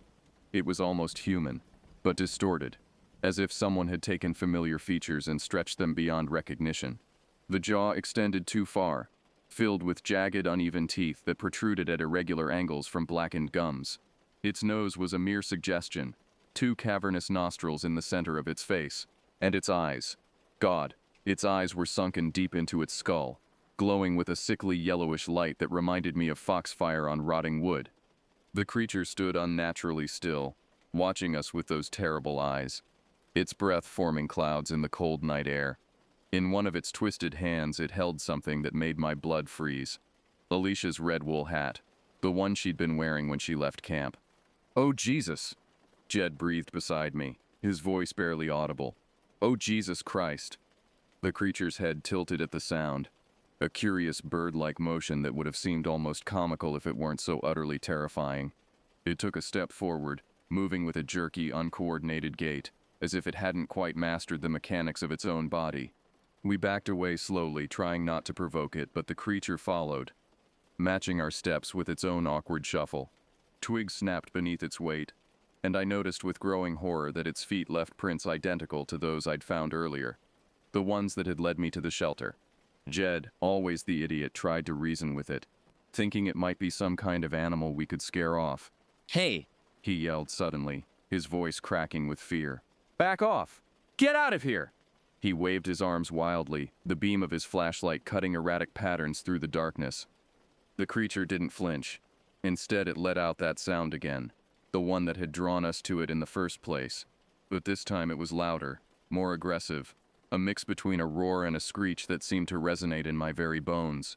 Then it charged, covering the distance between us with terrifying speed, its awkward gait transforming into a fluid, predatory lope. We ran. There was no thought, no plan, just blind panic and the desperate need to escape. My heart pounded in my chest, blood rushing in my ears, drowning out everything but the sound of our ragged breathing and the creature crashing through the underbrush behind us. Jed was ahead of me, his longer legs carrying him faster through the tangled forest. I pushed myself harder, ignoring the burn in my lungs and the stitch developing in my side. The creature was gaining on us, its fetid stench growing stronger with each passing second. Then disaster struck. My foot caught on an exposed root, sending me sprawling face first into the damp earth. Pain shot through my ankle as it twisted beneath me, and I knew instantly that I couldn't run, not fast enough to escape what was pursuing us. "Jed," I screamed, struggling to rise, only to collapse again as my injured ankle refused to bear weight. "Help me." Jed skidded to a halt several yards ahead, turning back with wide, terrified eyes. For a moment I thought he might keep running, might abandon me to save himself. And honestly, I wouldn't have blamed him, but instead he started back toward me, his face set in grim determination. "Go," I yelled, waving him away as I heard the creature drawing closer. "Get help. Find Uncle Leo." Conflict twisted Jed's features, but self-preservation won out. With one last agonized look, he turned and disappeared into the darkness, hopefully to find help before it was too late. I scrambled backward, dragging my injured leg, searching desperately for a weapon, a hiding place, anything that might give me a chance against the monstrosity that pursued me. My hand closed around a fallen branch. Not much of a weapon, but better than nothing. The creature burst into view, its glowing eyes fixing on me with predatory intensity. It slowed its approach, almost stalking now, as if savoring the terror that must have been plainly visible on my face. My fingers tightened around the branch, knuckles white with strain. It was on me before I could swing. It grabbed my leg with a strength that felt like it could crush bones, dragging me across the forest floor with frightening ease. I screamed, the sound tearing from my throat unbidden, a primal expression of absolute terror. I kicked at the creature with my free leg, but it was like kicking a brick wall, unyielding and painfully solid. My flashlight had fallen during the attack, its beam cutting through the darkness at an angle, casting eerie shadows as I was pulled further into the woods. The ground beneath me was rough, rocks and broken branches tearing at my clothes and skin, but the pain barely registered through the fog of fear that had enveloped my mind. The creature dragged me deeper into the forest, toward what I could only assume was its lair, perhaps the shelter I'd discovered earlier, or somewhere worse. I clawed at the ground, trying to find purchase, to slow our progress, but it was futile. The creature's strength was inhuman, its purpose single-minded. As we moved deeper into the woods, I caught glimpses of things hanging from tree branches, shapes that might have been animal carcasses, or might have been something worse. The smell of decay grew stronger, and with it my certainty that I was being taken to my death. In a last desperate attempt to free myself, I twisted in the creature's grip, swinging the branch I'd somehow managed to hold onto directly at its head. The wood connected with a solid thunk, and the creature let out a howl of surprise or pain, its grip momentarily loosening. I scrambled away, ignoring the agony in my ankle, pushing myself toward a tangle of undergrowth that might provide some cover. But I'd only made it a few feet when the creature recovered, its howl transforming into a sound of pure rage. It lunged for me again, massive hands outstretched, yellowed claws catching the flashlight's beam. Just when I thought it was the end, a loud crack echoed through the trees, the sound reverberating off trunks and branches. The creature staggered, a dark stain spreading across its shoulder. It released me with a snarl, whirling to face this new threat. Another crack split the night, and I looked up to see my Uncle Leo standing there with his hunting rifle, face set in fierce concentration as he chambered another round. The creature howled in pain, clutching its wounded shoulder, yellow eyes blazing with hatred and fury. "Get down," Uncle Leo shouted, and I pressed myself flat against the forest floor as he fired again. The shot went wide as the creature lurched to one side, its movements uncannily fast despite its injuries. For a moment, the three of us formed a tableau frozen in time. Me on the ground, Uncle Leo with his rifle raised, and the creature poised between us, wounded but far from defeated. Then, with a final baleful glare from those terrible yellow eyes, it retreated into the darkness, crashing through the underbrush with surprising speed. Uncle Leo was at my side in an instant, helping me to my feet, his weathered face tight with concern. "Can you walk?" he asked, eyes never leaving the spot where the creature had disappeared. "Barely," I gasped, putting a tentative weight on my injured ankle. It held, though pain shot up my leg with each step. "What was that thing?" "I don't know," he admitted, voice grim. "But we need to get back to camp, now. Where's Alicia?" The question sent a fresh wave of fear through me. "I don't know." Uncle Leo's face hardened, and he raised his rifle again, peering into the darkness. "We'll find her," he promised, though the tremor in his voice betrayed his doubt. "But first, we need to get you safe and gather the others. Whatever that thing is, it's wounded now. That makes it more dangerous." He helped me limp back toward camp, our progress painfully slow. Every shadow seemed to hide danger, every sound a potential threat. I kept glancing over my shoulder, certain the creature would return to finish what it had started. "Jed found me," Uncle Leo explained as we walked. "Came tearing into camp, barely able to speak. Said you were in trouble, that something had attacked. I grabbed the rifle and followed him back, but we got separated in the dark." My heart sank. "Jed's still out there?" Uncle Leo nodded grimly. "He should have stayed with me, but he was frantic, kept rushing ahead. Last I saw, he was heading east, calling for Alicia. I wanted to turn back, to search for my cousins, but my ankle wouldn't allow it, and Uncle Leo was firm. We go back to camp, warn the others, then mount a proper search. Going half-cocked is what got us into this mess." By the time we reached the campsite, my leg was numb with pain, and exhaustion weighed on me like a physical burden. The camp was in chaos, lights blazing, people shouting, my aunt crying as she clutched Alicia's jacket to her chest. "Leo," my father called, rushing toward us. "Thank God! Where are the kids? Where's Alicia? Jed?" Uncle Leo helped me to a camp chair before answering. "Still out there. We got separated." My father's face drained of color, his eyes moving to my torn clothes and bloody leg. "What happened?" he demanded. Before I could answer, a scream tore through the night, distant but distinct, a man's voice raised in terror and pain. We all froze, heads turning toward the sound. "Jed," I whispered, a cold certainty settling in my gut. Uncle Leo was already checking his rifle, face grim. "Frank, get the truck ready. We may need to leave in a hurry. The rest of you pack up. Now." He turned to my father's brother, my Uncle Dave. "Dave, you're with me. Bring a weapon if you've got one." As they prepared to head back into the forest, I struggled to my feet. "I'm coming too." "Like hell you are," my father snapped, pushing me gently but firmly back into the chair. "You can barely walk." I know where it might have taken them, I insisted. The shelter I found earlier.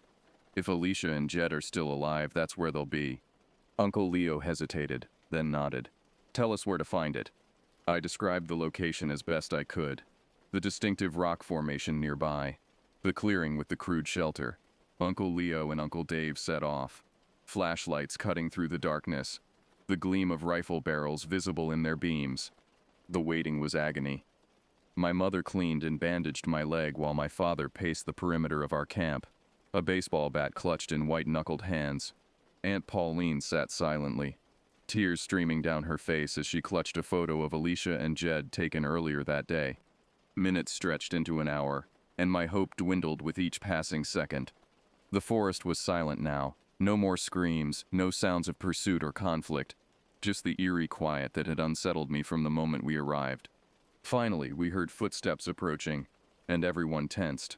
My father raised the bat, stepping in front of my mother and me in a protective gesture, but it was Uncle Leo who emerged from the trees, supporting a limping, bloody Jed. Behind them came Uncle Dave, carrying Alicia in his arms, her face deathly pale in the camp lights. They need a hospital, Uncle Leo said tersely. Now, we packed up in a hurry, leaving most of our gear behind in our haste to escape the forest and its nightmare inhabitant. The drive to the nearest hospital was tense, everyone silent except for Alicia's occasional whimpers as she drifted in and out of consciousness in the back seat. Jed sat beside her, his arm in a makeshift sling, his face a mask of pain and shock. When I asked what had happened after we separated, he just shook his head, his eyes glazed and distant. It was fast, he finally whispered. So fast, I never even saw it coming. At the hospital, doctors descended on us in a flurry of activity. Alicia was whisked away on a gurney, her injuries apparently more severe than was immediately visible.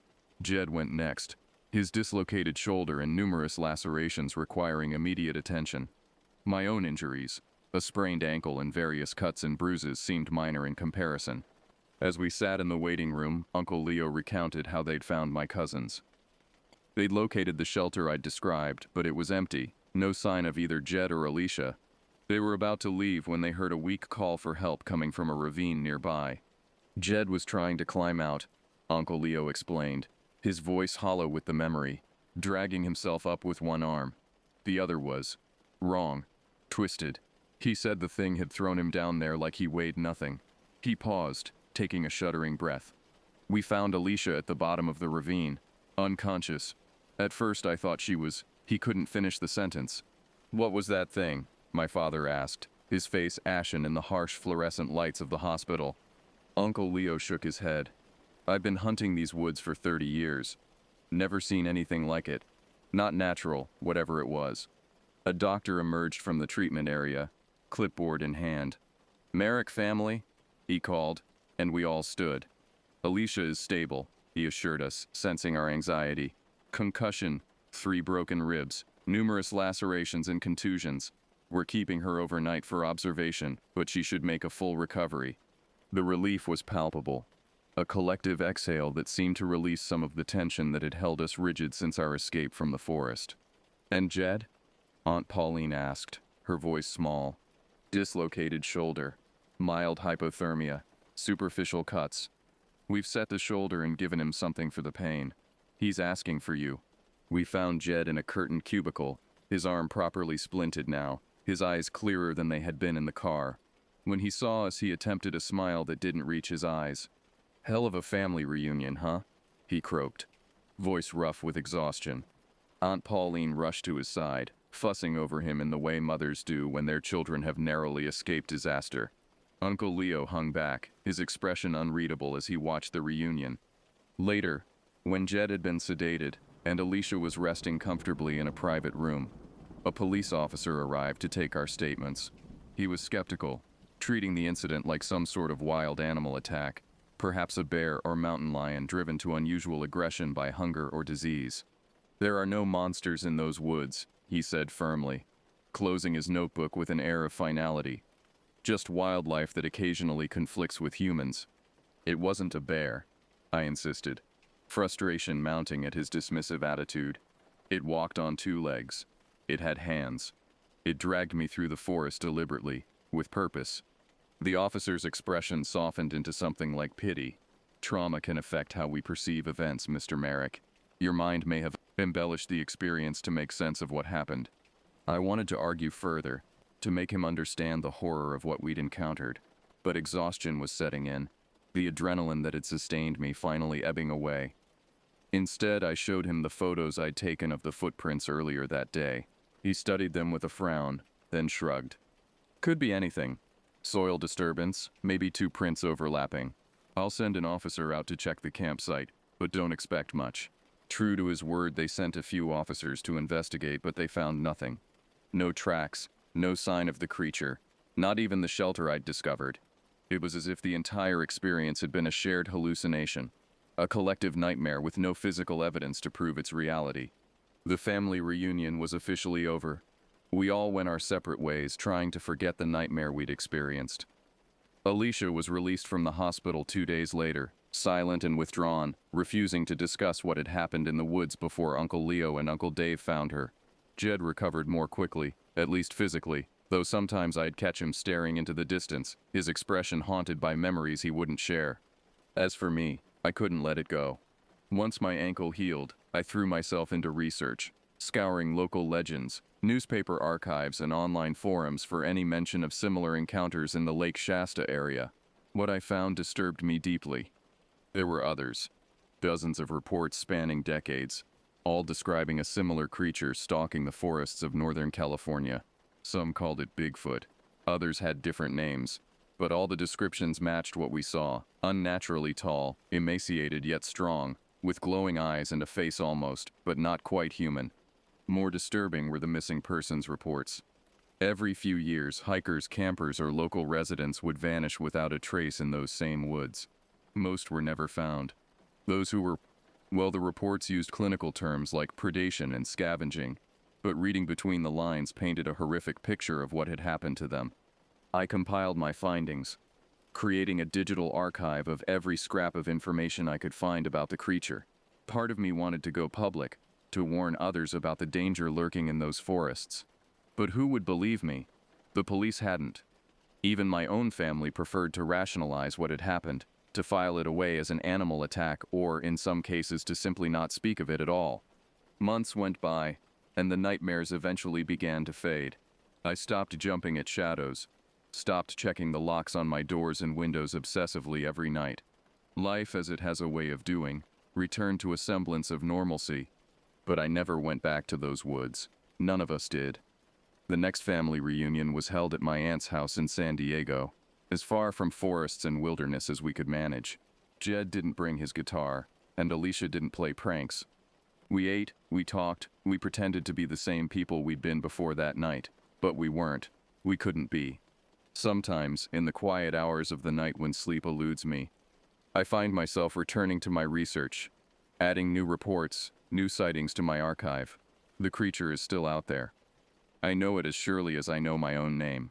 And sometimes, when the wind blows just right, carrying the scent of pine and damp earth, I swear I can smell that other odor beneath it. The fetid, musky stench of something that walks like a man but isn't. Something ancient and patient, waiting in the shadows of the forest. A year passed, then two. I moved to San Francisco, as far from Lake Shasta as I could reasonably get while still maintaining my job as a software developer. The city suited me, its concrete and steel a comforting barrier against the natural world, its constant noise and light keeping the shadows at bay. I dated occasionally, made friends, built a life that seemed normal on the surface. But underneath, the experience had changed me fundamentally. I couldn't look at a forest without imagining yellow eyes watching from the darkness. Camping was out of the question. Even city parks made me uneasy after sunset, the rustling of leaves triggering flashbacks that left me sweating and shaking. I wasn't the only one affected. Jed took up boxing, then Krav Maga, then firearms training, preparing for a threat he couldn't name but couldn't forget. Alicia went to therapy, diagnosed with PTSD, her once adventurous spirit diminished to careful routines and controlled environments. We spoke rarely, the shared trauma creating a strange distance between us, as if talking about our lives might somehow conjure the horror back into existence. Uncle Leo sold his hunting cabin and moved to Arizona. No forests, he told me during a rare phone call. Just desert as far as the eye can see. Nothing can hide here. The relief in his voice was palpable, and I understood it perfectly. I found solace in writing, documenting our experience as a form of closure. At first it was just for myself, a way to externalize the nightmare, to give it shape and form outside my own head. But gradually, it became something more, a warning, a record, a testimony to what lurked in those woods. I published it anonymously on obscure forums dedicated to cryptid sightings and unexplained phenomena. I expected ridicule, dismissal, maybe a few half-hearted expressions of sympathy from people who thought I was spinning fiction. What I got instead were responses that chilled me to the bone. "I saw it too," wrote one user, describing an encounter in the same forest region just 3 months after ours. The smell was what stayed with me, like rotting meat and something else, something I can't describe. "My brother disappeared in those woods in 1998, another commented. They found his camera 2 years later. "The last photos, I still have nightmares." The most disturbing response came via private message from a man claiming to be a former forest ranger in the Shasta Trinity National Forest. "What you encountered has been there for generations," he wrote. "The local tribes had names for it long before white settlers arrived. They left offerings at the forest boundaries to keep it appeased, to keep it in its territory. Now people go tramping through its domain with no respect, no understanding, and they wonder why it takes them." I was skeptical at first, assuming the message was from a troll or hoaxer capitalizing on my experience. But he included details about the creature's lair, about its hunting patterns, about the specific hollow sound of its call that weren't in my published account. Details that aligned perfectly with what I'd witnessed. "It's not the only one," his message continued. "There are others, scattered throughout the most remote wilderness areas. Ancient things that were here long before us, and will likely remain long after we're gone. They don't hate humans, not exactly. We're just food to them, or maybe toys." I didn't sleep for 3 days after reading his message. When exhaustion finally claimed me, my dreams were filled with yellow eyes and twisted limbs reaching from the darkness, with the sound of branches breaking under the weight of something inhuman pursuing me through endless trees. In the spring of the 3rd year after our encounter, I received a newspaper clipping in the mail. No return address, no note, just the clipping. A small article about a group of hikers who had gone missing near Lake Shasta. Search and rescue teams had found their campsite abandoned, gear still in place, food left mid-preparation. The only sign of disturbance was a set of unusual tracks that led from the camp into the forest. I knew who had sent it without needing a signature. The former ranger, keeping me informed, making sure I understood that the creature was still there, still hunting. I added the clipping to my growing file. Another piece of evidence in a case that would never see a courtroom. Another warning that would go largely unheeded. That summer, I did something I never thought I'd do. I went back, not to the same campsite, not even to the same part of the forest, but close enough.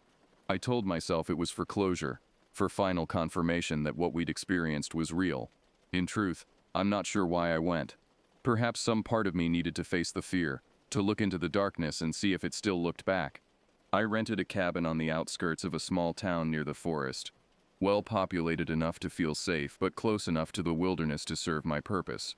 I brought cameras, digital, infrared, motion-activated, and sound recording equipment. If the creature existed, I was determined to document it properly this time, to gather evidence no one could dismiss. For 3 nights I set up my equipment at the forest edge, never venturing deep into the trees, always returning to the safety of the cabin before full darkness fell. The cameras caught nothing but deer, raccoons, the occasional fox. The audio recordings captured only the natural sounds of the forest at night. On the 4th night, as I was packing up my gear, preparing to admit defeat and return to San Francisco, I heard it, that hollow guttural call echoing through the trees, raising the hair on the back of my neck and sending ice through my veins. It was distant, at least a mile away, but unmistakable. The same sound that had lured Jed and me deeper into the forest that night. My hands trembled as I checked the audio equipment, confirming that it was recording. Part of me wanted to flee immediately, to abandon the gear and drive until the forest was far behind me. But a stronger impulse kept me rooted to the spot, the need to know, to confirm, to have proof beyond my own fallible memory. The call came again, closer this time, and with it, a rustle of movement in the underbrush at the forest edge. My flashlight beam caught nothing, but the sound continued, a deliberate progression through the foliage, something large moving with surprising stealth. Then silence, complete and oppressive, as if the forest itself were holding its breath. Even the insects fell quiet. The nocturnal chorus that had been my constant companion for 3 nights suddenly absent. I stood frozen, ears straining, eyes scanning the darkness beyond my light's reach. A twig snapped, directly ahead of me, perhaps 30 yards into the trees. My flashlight swept toward the sound, and for a split second I caught a glimpse of it, a tall, gaunt silhouette, unnaturally still, yellow eyes reflecting the light like twin flames in the darkness. Then it was gone, melting into the shadows with impossible speed for something so large. I broke my own rule, and ventured a few steps into the forest, driven by a mixture of fear and desperate curiosity. The beam of my flashlight played over trees and undergrowth, finding nothing but shadows and the gentle sway of branches in the night breeze. Then my light fell on something at the base of a large pine, a small object pale against the dark earth. I approached cautiously, every sense alert for danger. It was a bone, bleached white by time and elements, carefully placed in the center of a crude spiral pattern pressed into the soil. A message, I realized with dawning horror. Not a random placement, but a deliberate communication. It knew I was there, it remembered me, and it was letting me know that it remembered. I gathered my equipment with shaking hands and fled to the cabin, locking doors and windows, though I knew they would provide little protection if the creature decided to come for me. I didn't sleep that night, sitting instead with my back to the wall, a kitchen knife in one hand and my phone in the other, ready to call for help that would almost certainly arrive too late if needed. Dawn brought no comfort, the morning light revealing nothing unusual outside the cabin. I packed quickly, eager to be on the road, to put as much distance as possible between myself and the forest. As I loaded the last of my bags into the car, a local man walking his dog paused at my driveway. "Leaving already?" he asked, friendly but curious. "Most folks stay at least a week." "Change of plans," I replied, trying to keep my voice steady. "Work emergency." He nodded, understanding, then glanced toward the forest edge, visible beyond the cabin. "Probably for the best. Strange things happen in those woods, especially at night. Most locals don't go in too deep, and never after dark." I studied him, wondering how much he knew, how many stories he'd heard or experienced firsthand. "What kind of strange things?" He shrugged, suddenly evasive. "Just stories, old legends. Every town has them." But his eyes told a different tale, one of personal knowledge and carefully maintained distance from the darkness among the trees. I drove back to San Francisco that day, the bone which I'd impulsively collected wrapped in a hotel towel and tucked into my suitcase. Back home, I analyzed the audio recordings, enhancing them to isolate the creature's call from the background forest sounds. I sent copies to Jed and Alicia, seeking confirmation that it was the same sound we'd heard that night. Jed's response was a terse text message. "Burn the recordings. Don't go back." Alicia didn't respond at all, but her therapist called me a week later, asking that I refrain from sending her triggering material that was setting back her recovery. The bone sat on my desk, a constant reminder of what lurked in the shadows of the world. I had it analyzed by a friend in the biology department at Berkeley, careful to concoct a story about finding it during a hike. His analysis was troubling. It was human, a finger bone, but with anomalous density and unusual growth patterns that he couldn't explain. "Where did you say you found this?" he asked, suspicious now, perhaps wondering if he was handling evidence of a crime. "I didn't," I replied, taking the bone back and ending the conversation. "That was 3 years ago. I've since moved to Chicago, about as far from the forests of Northern California as I could manage while still staying in the continental United States. The bone came with me, now kept in a small wooden box on my bookshelf, a talisman of sorts, a reminder that the world is stranger and more dangerous than most people ever realize. I still maintain my digital archive, still correspond occasionally with the former ranger and others who have encountered similar creatures in different wilderness areas across the country. We share information, compare notes, build a more complete picture of what's out there. It's not much, but it feels like important work, documenting a truth that most people will never encounter and wouldn't believe if they did. My family has moved on, in their way. The Merrick family reunion is now held in cities, in hotels with room service and security cameras. We don't talk about that night, about what happened in the forest. But sometimes I catch Jed scanning tree lines with wary eyes, or notice Alicia flinch at sounds that are too similar to the creature's call. And Uncle Leo, despite his desert home, keeps his rifle cleaned and loaded, ready for a threat most people don't believe exists. In the end, we all tried to move on. Alicia went to therapy, Jed took up boxing, and I found solace in writing, documenting our experience as a form of closure. My Uncle Leo became something of a local hero, though he downplays it, saying he just did what anyone would do. As for the creature, I like to think it's still out there, living its life in the depths of the forest, far away from humans. It's a comforting thought in a strange way. We invaded its home, and it defended itself. I can't blame it for that. But the truth is less simple, less comforting. The creature hunts. It takes. It has been doing so for generations and will continue long after I'm gone. It's not malevolent, not exactly just hungry, territorial and utterly alien despite its almost human face. So that's my story. A night of terror that changed my life forever. It's a tale I'll tell my grandkids someday, with a warning to respect nature and the unknown.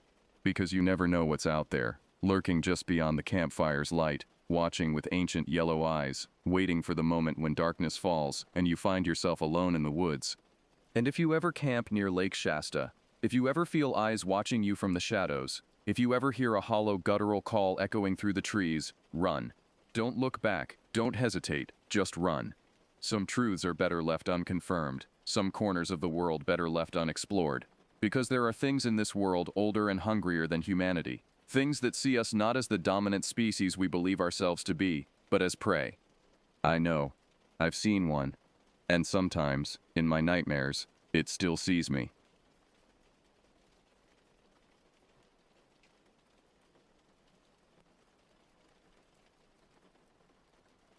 My name is Caleb Knox, and this happened to me back in 2016 in Bath, Maine. The nightmares haven't stopped. Even now, I still wake up choking on the scent of antiseptic and hot metal. The taste of pennies flooding my mouth. The day started lazy. Paperwork. Refilling the coffee pot. Pretending the harbor gulls weren't filing noise complaints of their own. Bath Police Department ran a skeleton crew most weekdays. Our small coastal town rarely needing more than traffic stops and the occasional drunk tourist wandering off the Heritage Trail. The station's fluorescent lights buzzed above, one tube flickering in seizure-like pulses that made the old reports swim before my eyes. I joined the force after 4 years military police, choosing the smaller department over Portland's better pay. Bath felt like home, its shipyard heartbeat, and salt-weathered storefronts familiar as my own reflection. I thought I knew every shadow in this town. I was wrong. Knox, you're grinding your teeth again. Desi Wallace, my squared-away partner, didn't look up from his monitor. His fingers clicked against keys, methodical as everything else about him. Ex-Coast Guard. Desi kept his uniform creased sharp enough to slice butter and his cruiser so clean you could perform surgery in the back seat. The man even color-coded his case notes. Headache, I muttered, pushing away from my desk. Barometers dropping. Desi's eyes flicked to the window. Sky's clear. Inside my head isn't. I stretched, vertebrae crackling. A persistent knot had lodged between my shoulder blades since morning. Tension with no source. The wall clock ticked toward noon. Hands dragging. The shift sergeant napped behind his office blinds. In the holding cell, our sole occupant, a weekend warrior, who'd spent last night sampling every beer on tap at the Kennebec Brewery, snored through his hangover. Coffee, I offered, already moving toward the break room. Desi nodded, fingers still dancing across keys, black as my ex-wife's heart. The coffee maker wheezed and steamed like an asthmatic dragon, producing a liquid closer to industrial waste than anything drinkable. I doctored mine with enough sugar to stand the spoon upright, left Desi's untouched. As I reached for the cups, a tremor passed through my fingers, splashing brown drops across the counter. Strange. I'd felt this once before, the day our squad took fire in Fallujah, an electric pricking along my spine, a weight pressing against my eardrums. Premonition wasn't something I believed in, but my body apparently hadn't gotten the memo. The radio crackled to life at precisely 2:14 p.m. Unit 4, dispatch. We've got a missing teen report. Last phone ping from a salvage yard road 2 miles north of town. Parents report 17-year-old female Melissa Tremont failed to return from school yesterday. Phone went dark approximately 16:30 hours. Dishi appeared in the doorway, already shrugging into his jacket. He grabbed his mug, drained it without wincing. Dispatch, Unit 4 responding. ETA 10 minutes. As we crossed the bullpen, Sergeant Wilcox emerged from his office, sleep creases mapping his face. Stay frosty. That salvage yard's been off the radar since Martin died. Martin Sykes? I asked, checking my sidearm. Yeah. Heart attack last year. Nobody's wanted the place. Too much cleanup. EPA violations stacked to the ceiling. I nodded, the knot between my shoulders tightening.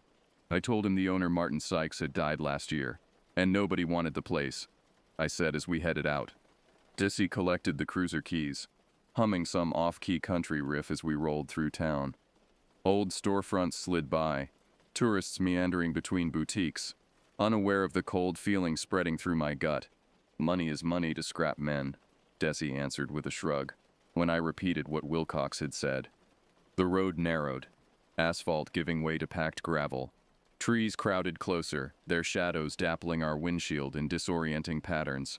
A rust-mottled sign appeared. Sykes Salvage, we buy anything metal. The gate chain was new, padlock fresh, paint unchipped. Desi frowned at that. We rattled it, called out, flashed badges, no answer. I cut the lock with the breaching kit. Sarge kept taped under the shotgun rack, feeling the first itch of wrongness. The links parted with a shriek that set my teeth on edge. The yard smelled of rust and wet aluminum, the earthy reek of oil-soaked soil and something underneath sickly sweet like meat left too long in summer heat. Stacks of crushed cars leaned like drunken giants. Between them ran corridors just wide enough for a body to vanish. Somewhere deeper, metal clanged twice in slow rhythm. Clang, clang. Deliberate. Calling. Desi pointed left. I'll take the outer perimeter. You work inward. So we split lanes, the way academy drills teach. Eyes up, angles sharp, voices low. The sun beat against metal, raising shimmers of heat that distorted the pathways ahead. The maze seemed to shift each time I blinked, corners revealing new corners, paths leading back to themselves. 10 minutes in, my radio hissed. Got drag marks and a cell phone. Desi's voice came hushed. I turned the corner, every step crunching broken mirror glass, fragments reflecting sky. My face in fractured repetition. I joined him beside a muddy track that slid beneath a mound of refrigerator doors, their white enamel peeling like diseased skin. The phone screen was spiderwebbed, camera still open to a selfie. Girl, maybe 16, braces shine, fear pinned to her smile by a man's rough hand jutting into frame. His fingers were thick, calloused, a welder's hands. One fingernail missing, the rest blackened with grime or... I swallowed hard. Melissa? I whispered, though I already knew. Desi nodded grimly. We followed the track. It ended at a steel shipping container, whose vents pumped out colder air than a Maine February. My breath misted, though the outside temperature was high 60s. A generator hummed nearby, thick cables snaking into the container's side. Someone had painted the metal a flat gray, blending it against the piles of crushed metal surrounding it. Easy to miss unless you were looking. Deliberate camouflage. Desi eased the latch. The door grated wide, just enough for a sliver of sight. Inside, rows of commercial freezers lined the walls, humming. Middle of the floor, folding chair bolted down, the wrists restraints dangling. One restraint hung broken. A girl's sneaker lay sideways, laces torn. Fluorescent lights buzzed overhead, casting everything in a sterile greenish pall. The floor had been pressure washed recently. Concrete still damp, draining toward a central grate. Stainless steel tables gleamed against the far wall, instruments arranged with surgical precision. Desi mouthed, "Clear." I nodded, though nothing felt clear. A clang erupted behind us. We whirled. A man stepped from between dented pickup beds. Late 50s, buzz-cut silver hair, skin pocked and tanned like shipyard steel. Welder's goggles pushed up on his forehead, leaving raccoon pale circles around eyes too calm for the setting.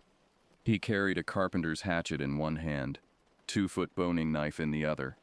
His work boots, jeans, and welding jacket were spotless except for one dark patch drying on the cuff. "Police!" I barked, covering him. Desi flanked. The man's smile was practiced, tiny, as if muscles remembered before the mind caught up. "Easy," he said, voice flat. "Door'll slam if the wind picks up." No wind here. He was stalling. Desi's radio crackled. In that microsecond, the hatchet spun. The blade caught Desi between ear and collar. He hit the ground hard, eyes wide, still breathing, fingers twitching on the trigger guard. Training screamed shoot, but Desi's body blocked the shot. I dove left, firing twice. The killer ducked behind the stacked beds, vanished through a gap. Desi tried speaking, couldn't. Blood pumped between my fingers as I jammed gauze against his neck, called an ambulance. New response time out here was at least 12 minutes. He squeezed my wrist once, then stopped moving. The yard went painfully quiet. I keyed radio. "Officer down, active assailant armed." My voice sounded distant, like someone else wearing my throat. Desi's blood soaked my uniform sleeve, cooling rapidly in the evening air.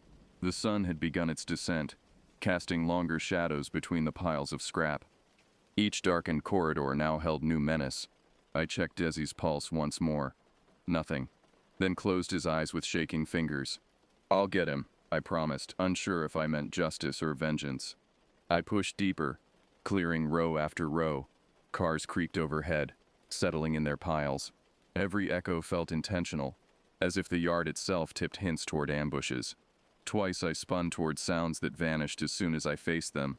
The soft scrape of boot on gravel, the whisper of fabric against metal. The yard seemed larger inside than its fences suggested, a labyrinth of industrial waste stretching beyond reasonable boundaries. The paths narrowed, widened, doubled back on themselves. I marked corners with chalk, only to find my marks missing when routes circled back. Impossible. My radio remained silent despite repeated calls. Either the metal mountains blocked transmission, or something was jamming the signal. Either way, backup wasn't coming soon enough. I found a trail of bright droplets leading toward the crusher shed. One of my shots must have connected, leaving this crimson breadcrumb path. The drops glistened wet, recent. The shed loomed ahead, corrugated metal walls sweating condensation despite the cooling air. Rust had eaten through in places, leaving jagged-edged holes like poorly healed wounds. The hydraulic crusher inside sat dormant, its massive steel jaws open in perpetual hunger. Beside it sat a white panel van, engine warm. Inside, stainless table, field surgical kit, cooler boxes marked with red hazard stickers. Each box labeled a human organ. 2 were full. Condensation beaded their lids. I wanted to throw up but kept moving. A muffled sob jerked my attention to the crusher control booth. Through grimy windows, I made out huddled forms. Moving cautiously, I circled the structure, checking sight lines. The booth door hung ajar, its lock splintered. Inside, 3 teens, 2 girls, 1 boy. Duct-taped mouths, wrists tied, eyes huge with terror. School backpacks piled in the corner. Days' worth of empty water bottles scattered across the floor. A chemical toilet in the corner. Someone had been keeping them here, alive but confined. I sliced them free, whispered. "Out the gate, straight line, don't stop, stay low." They bolted. I prayed the killer chased me instead. Gun raised. I crossed open gravel to the booth stairs, scanning constantly. Halfway across, I froze. Something felt wrong. The wind shifted, carrying a new scent. Hospital antiseptic and something metallic sweet that wasn't quite blood. My gaze tracked upward. The control booth roof had been converted to an open-air workspace, a makeshift surgical theater surrounded by privacy screens. Bright lights mounted on adjustable arms. Plastic sheets covered the floor, dark stains seeping through despite someone's efforts to clean. A clatter behind me. He burst from the catwalk, hatchet raised. I rolled, felt wind of metal pass where my neck had been. His boots skidded as he pivoted, knife flashing in his offhand. I fired. The first round punched his jacket. Second missed, third shattered his left kneecap. He crumpled but still crawled, blade dragging furrows and dust toward a dropped pistol I hadn't noticed. I kicked it away. "Don't move." Up close, I saw what decorated his jacket. Embroidered patch. Caduceus entwined but backward. Serpents knotted wrong. Market pays, he rasped. Town wastes. He swung the hatchet upward. The edge grazed my forearm. Opening skin. I answered with 3 more rounds. Center mass. He lay still. I cuffed him anyway, bleeding onto the stones. My wound stung but was shallow. I applied pressure, bandage one-handed, scanning constantly for movement. Something about this felt too easy, too contained. The size of the operation I'd glimpsed suggested more than one person. The sun dipped below the yard's fence line. Shadows lengthened, swallowed detail. I activated my flashlight, beam cutting through growing darkness. Sirens wailed somewhere beyond the stacks, still distant. Help coming, but not here yet. The man at my feet, Elias Cutter, according to the name stitched on his jacket, stared skyward, chest barely moving. Blood bubbled at his lips with each shallow breath. "How many kids?" I demanded. His eyes found mine, fever bright with something like amusement. "Not kids," he wheezed. "Inventory." I pressed my boot against his shattered knee. He didn't scream, just smiled wider, teeth filmed red. "Answer me." "Check the ledger." His breathing hitched. "Cold storage." I started searching containers, half fearing the worst. The refrigerated unit held 5 bodies, each zipped in contractor bags, organs neatly harvested, labels, times, courier receipts, evidence of schedule and profit. One bag stirred. The movement was almost imperceptible, a slight ripple through heavy-gauge plastic. I might have missed it if the flashlight beam hadn't caught the subtle shift. I approached cautiously, knife drawn. The bag was industrial thickness, dark green, secured with zip ties. A shipping label affixed to one corner listed contents as medical waste biohazard, addressed to a facility in Quebec. Heart hammering against my ribs. I sliced through the plastic. The smell hit first, antiseptic overlaying copper penny blood and the musty reek of unwashed skin. Inside lay a young man, early 20s, skin waxy pale under the flashlight's harsh glare. Surgical staples marched in neat rows across his abdomen and chest, fresh incisions professionally closed. His eyelids fluttered as recycled air touched his face. Cracked lips parted, voice barely a thread. "Help." I cut him free. Checked vitals. Pulse weak but there. Breathing shallow. Surgical bandages wrapped his torso, spotted with seepage but not soaked through. Professional work, not battlefield hack jobs. "I'm police," I said, keeping my voice steady. "Ambulance is coming. Can you tell me your name?" "Jake," he whispered. "Truck driver. Craigslist job, didn't know." His voice faded, consciousness slipping. I made him as comfortable as possible, then checked the remaining bags. 4 more victims, all post-surgery, all deceased. 2 men, 2 women, ages spanning decades. Different body types, different apparent backgrounds based on clothing scraps and personal effects bagged alongside them. The only commonality, surgical precision. Each body opened, specific organs removed, then closed with expert care. Not rushed butchery, but methodical harvesting. A metal filing cabinet stood in the corner, incongruously mundane amidst the horror. Inside, hanging folders contained what could only be described as inventory records. Names, blood types, tissue compatibility charts, medical histories neatly typed. Photos clipped to each file, subjects unaware they were being photographed. Some appeared homeless, others were clearly middle class. College students, professionals. Acquisition dates, extraction schedules, payment receipts. This wasn't opportunity crime. This was industry. The bottom drawer held a ledger, handwritten in cramped, precise script. Delivery dates, destinations, prices paid. Hundreds of entries spanning years. Hundreds. My radio crackled suddenly, startling me so badly I nearly fired reflexively. "Knox. Caleb Knox. Do you copy?" The voice sounded tinny, distant. "Here," I managed. "Officer down, suspect in custody, multiple victims, need medical. We're at the gate." "Where exactly?" "Follow the drag marks from the entrance. I'm in a shipping container near the crusher." While waiting, I continued examining the container. A generator hummed outside, powering commercial-grade freezer units along the walls. Each held clearly labeled medical containers. Kidneys, livers, corneas arranged by extraction date. A surgical area occupied one corner. Operating table, instrument trays, monitoring equipment more sophisticated than our regional hospitals. Nearby desk held transport schedules, delivery confirmations, a laptop password protected, multiple burner phones. This was no desperate criminal's lair. This was a processing facility. Clean, organized, profitable. Footsteps approached outside. I raised my weapon.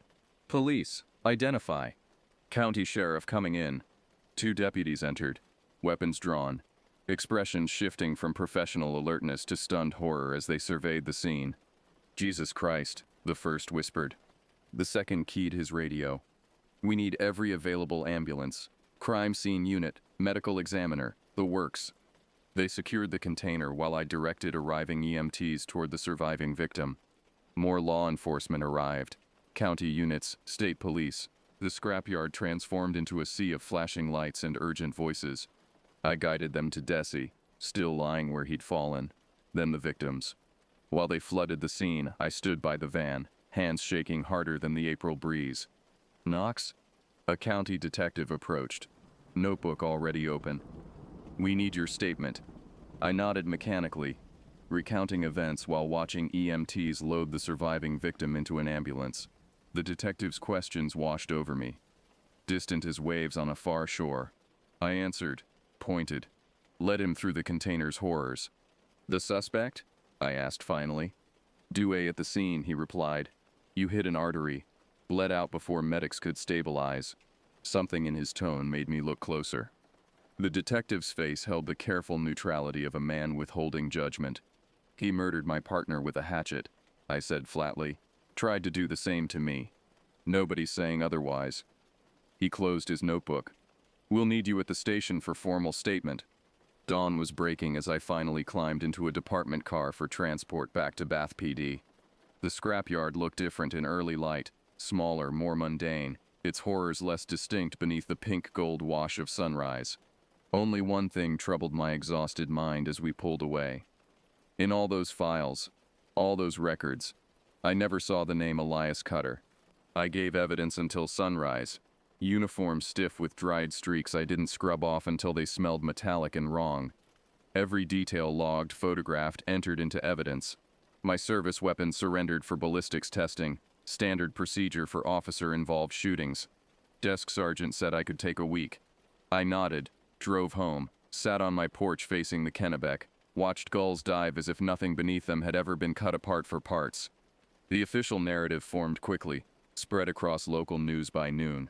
Former Bath Iron Works fitter Elias Cutter, loner with no known family, ran an underground organ ring, cashing in on vulnerable victims. A tragic case of small-town horror, already being packaged into digestible headlines. Case closed, except for paperwork and prosecuting any accomplices found through financial records. The department psychologist cleared her calendar for my mandatory sessions. Sleep didn't come that night, or the next. On the third day, I stood under scalding water until my skin turned lobster red, trying to scour away phantom sensations, the wet slide of Desi's blood between my fingers, the whisper of plastic body bags, the clinical chill of the container. As steam clouded the bathroom mirror, a question surfaced from my exhaustion-fogged mind. Why hadn't the container been locked? Professional operation, meticulous records, yet Cutter left his grisly workshop unsecured while confronting us. It nagged like a hangnail, small but insistently painful. I dressed, made coffee. I couldn't taste. My phone chimed with messages from colleagues, condolences, offers of support. One text from Detective Hargrove, county lead investigator. Me report on Cutter. Interesting history. Call when you can. The morgue occupied the hospital basement. Fluorescent lights buzzing against cream-colored walls faded to jaundice yellow. Hargrove met me at the elevator, bags beneath his eyes testifying to sleepless nights. Didn't expect you so soon, he said, leading me toward the examination rooms. Can't sleep anyway. He nodded, understanding. Cutter's on the slab. Me found something you should see. The examination room smelled of formaldehyde and industrial cleaner. Cutter lay uncovered on stainless steel, chest cavity open, internal structures exposed. His skin had the waxy pallor of the newly dead. Dr. Reynolds, county medical examiner for 20-plus years, glanced up from her notes. Officer Knox, how's the arm? Healing, I said, unconsciously touching the bandage. Detective said you found something. She gestured to Cutter's splayed chest. 3 gunshot wounds, as expected. But look here. Her gloved finger indicated surgical scars on his abdomen, long-healed but visible against pale skin. And here, she lifted his arm, showing matching scars. Surgical history? I asked. Organ transplant recipient, she corrected. Multiple procedures. Kidney, partial liver, bone marrow. She indicated each site, all within the past decade. He received transplants, and then started harvesting others? The irony curdled in my stomach. Not just that. Reynolds directed my attention to Cutter's exposed chest cavity. Current liver shows rejection signs. Kidney function was failing. He was dying. Hargrove leaned against the wall, arms crossed.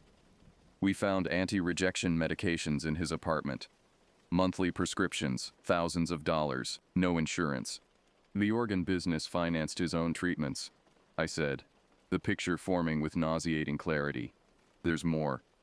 Reynolds moved to a computer, pulled up microscopic images. Tissue comparison between Cutter and one of the container victims shows striking similarity in rejection markers. Meaning, they received organs from the same donor pool. She let that sink in. And this. She handed me a folder. Inside, transplant records. Patient name, Martin Sykes. The salvage yard's former owner. Sykes received 3 transplants before his death, Hargrove explained. Supposedly died of heart attack, but ME at the time noted unusual tissue deterioration. Both men were patients in the same transplant program. Reynolds added. Both showed similar rejection patterns. Both connected to that salvage yard. I stared at Cutter's body, seeing now what I'd missed before. The backward caduceus patch. Not a mistake. A perversion of the medical symbol. He wasn't selling to the black market. I said slowly. He was supplying someone legitimate. Someone who could use the organs within medical systems. Hargrove's expression confirmed my suspicion. We found coded communications on his laptop. References to shipment arrivals and quality control, hospital schedules. Jesus. I pressed fingers against my temples. How deep does this go? That's what we need to find out. Hargrove straightened. The scrapyard wasn't just a killing floor. It was a supply chain. I left the hospital with case files tucked under my arm, head throbbing with implications. The afternoon sun felt obscene against my skin. Too bright, too normal for the shadows spreading beneath Bath's surface. Dissy's funeral was scheduled for tomorrow. I hadn't written my eulogy yet. Couldn't find words equal to the weight of his absence. My phone rang as I reached my car. Unknown number. Knox, I answered. Silence. Then, Officer Knox, you've disrupted operations. The voice was cultured, clinical. Background noise suggested a busy environment, beeping machinery, distant announcements. Who is this? Someone concerned about waste. So much potential lost. A pause. Your partner, for instance. Healthy organs gone to rot. Ice formed in my veins. You son of a... Emotional. Understandable but unproductive. The voice remained calm. Cutter was failing. Replaceable. I'll find you, I promised. Perhaps. Others have tried. Something shifted in the voice. Amusement, perhaps. Check your backyard, Officer Knox. Not everything valuable comes from outside. The line went dead. I sat frozen, engine idling, as pieces aligned in my mind. Bath's Regional Hospital. Recent expansions. Renowned transplant success rates despite rural location. Sykes. Cutter. Both patients there. My fingers trembled as I started the car. The scrapyard wasn't the disease. It was merely a symptom. Dissy's funeral drew a crowd that spilled from St. Mary's Church onto Washington Street. Police departments from 3 counties sent representatives. Dress uniforms creating a sea of dark blue beneath gray skies threatening rain. His ex-wife sat front row, mascara tracking silent rivers down hollowed cheeks. I delivered my eulogy on autopilot. Words prepared but disconnected from the hollow ache behind my sternum. Dizzy deserved better than formulaic phrases and rehearsed grief. He deserved justice beyond Cutter's death. The reception afterward followed prescribed rituals. Solemn handshakes, shared memories, gradual transition from mourning to wary acceptance. Death was an occupational hazard we all acknowledged without speaking directly about. Desi knew the risks, so did we all. Chief Jenkins cornered me by the coffee urn, voice lowered beneath the murmur of conversation. Hargrove tells me you've been asking questions. I met his gaze steadily. Something's not right about the Cutter case. The man murdered 4 people that we know of, nearly killed a 5th, and took Desi from us. Jenkins stirred creamer into his coffee with short, angry motions. What's not right is you obsessing instead of healing. The transplant connection is being handled by county and state investigators. He clasped my shoulder. Take your leave, Caleb. Grief makes us see patterns that aren't there. But the patterns were there. I'd spent 3 sleepless nights tracing them. Financial records, hospital schedules, transport logs, overlapping connections between Bath Regional Medical Center's transplant program and the salvage yard's grisly harvest. Anonymous tip to FBI, routed through channels designed to protect whistleblowers. Evidence compiled, encrypted, sent to federal offices beyond local influence. Now I waited, watching for signs my suspicions had reached receptive eyes. Rain began as I left the reception, fat drops splattering against windshields and darkening the pavement. I drove aimlessly, passing familiar landmarks rendered alien by my new understanding of what lurked beneath Bath's quaint exterior. The salvage yard remained cordoned off, crime scene tape fluttering in strengthening wind. Without conscious decision, I parked across the road, watching water sheet across the padlocked gate. Yellow evidence markers still dotted the ground where Desi fell. My phone buzzed. Text message, unknown number, Harbor Freight Loading Dock. 1 hour, bring files. Trap or lead? Impossible to know. I considered calling Hargrove, decided against it. Trust had become a limited resource. Harbor Freight occupied a concrete warehouse near Bath's working waterfront, away from tourist areas. Loading bays faced the water, sheltered from street view by stacked shipping containers, perfect for discreet meetings or ambushes. I parked 2 blocks away, approached on foot through steady rain, service weapon holstered beneath my jacket, backup piece strapped to my ankle, files secured in waterproof messenger bag. The loading area stood empty save for forklift parked against the wall. Rain drummed against metal roofing, providing acoustic cover for approaching footsteps. I positioned myself between containers, sightlines clear to all approaches. Movement near the building's corner. A figure emerged. Medical scrubs beneath raincoat, surgical cap covering hair. Face masked against the weather or recognition. Officer Knox. Female voice, clinically detached. You brought the files? I stayed put. Depends who's asking. She stepped closer, removed her mask. Mid-50s, crow's feet at her eyes. Expression worn beyond mere fatigue. Dr. Helen Marston, transplant coordinator, Bath Regional. You're part of it, I said, hand drifting toward my weapon. Part of ending it. She glanced nervously over her shoulder. I have names, dates, evidence of who's running the program. Why now? Because Cutter was just a harvester. Rain plastered her hair against her forehead. The network reaches higher. Hospital administration, pharmaceutical interests. They select who lives and dies based on profit metrics. And you helped them. Her shoulders sagged. I believed we were saving lives. By the time I understood the source, I was already complicit. I studied her, weighing sincerity against possible deception. The person who called me. Male voice, medical background. Dr. Lawrence Gaines, chief of surgery. Her expression hardened. Architect of the entire program. Started small, directing organs from unidentified bodies toward private patients who paid premium rates. Expanded when demand grew. Cutter was his supplier. She nodded. One of several across 3 states, targeting those society wouldn't miss. Homeless, runaways, people passing through. Why the salvage yard? Isolation. Industrial equipment for disposal. Martin Sykes was Lawrence's first special case patient. When Sykes died, Lawrence maintained access through Cutter, who'd been another recipient. I removed my files, handed over select pages. These match your records? She scanned them, nodding grimly. There's more. Schedule for tonight. Private clinic on Drake's Island. Off-books transplant for foreign national. Paying 7 figures. Donor? Already prepped. College student. Hiking accident yesterday in White Mountains. Family believes he's still in intensive care. You're going to help me end this, I said. Not a question. She met my gaze. They killed my sister when she threatened exposure. Patient complication, officially. I've been gathering evidence since. Plans formed as rain intensified. Anonymous tip to federal authorities about tonight's illegal operation. Dr. Marston's testimony securing warrants. Electronic records she could access before they disappeared. Justice for Desi. For the victims in cold storage. For hundreds more whose names we might never know. We separated, each with assigned tasks. My cruiser waited 2 blocks away.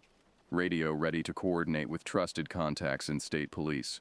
As I reached for the door handle, movement reflected in the window glass. I spun, reaching for my weapon. Too late. The axe came down not on me but on the screaming hostage. Dr. Marston, gagged and bleeding, and I froze, gun drawn, realizing I was the only officer left alive in the scrapyard maze while the night shift radio crackled unheard beyond its locked gate. Dr. Lawrence Gaines stood in the rain, surgical precision evident even in violence. Behind him, white panel van idling. Inside, glimpse of steel tables, monitoring equipment. Business continuing despite Cutter's demise. Unfortunate, Gaines said conversationally, releasing Marston's body to crumple on wet pavement. She had skills worth preserving. I aimed center mass. Federal authorities already have everything. Perhaps. He seemed unconcerned. Systems adapt, Officer Knox. Markets persist. There will always be those who pay whatever price necessary to continue living. Not this market. His smile never reached his eyes. You interrupted a scheduled delivery. The client still requires product. I understood then. I wasn't witnessing the aftermath. I was witnessing procurement. My finger tightened on the trigger. Even now, Bath still feels too quiet. Like metal can remember what men do. Caleb Knox survived his encounter with Dr. Gaines. Federal investigators dismantled the organ trafficking network, leading to arrests across 3 states and 2 countries. The full extent of the operation remains unknown, as key records were destroyed before seizure. Some nights, walking past Bath Regional Medical Center, Knox still hears the distant clang of metal on metal, like an axe striking surgical steel.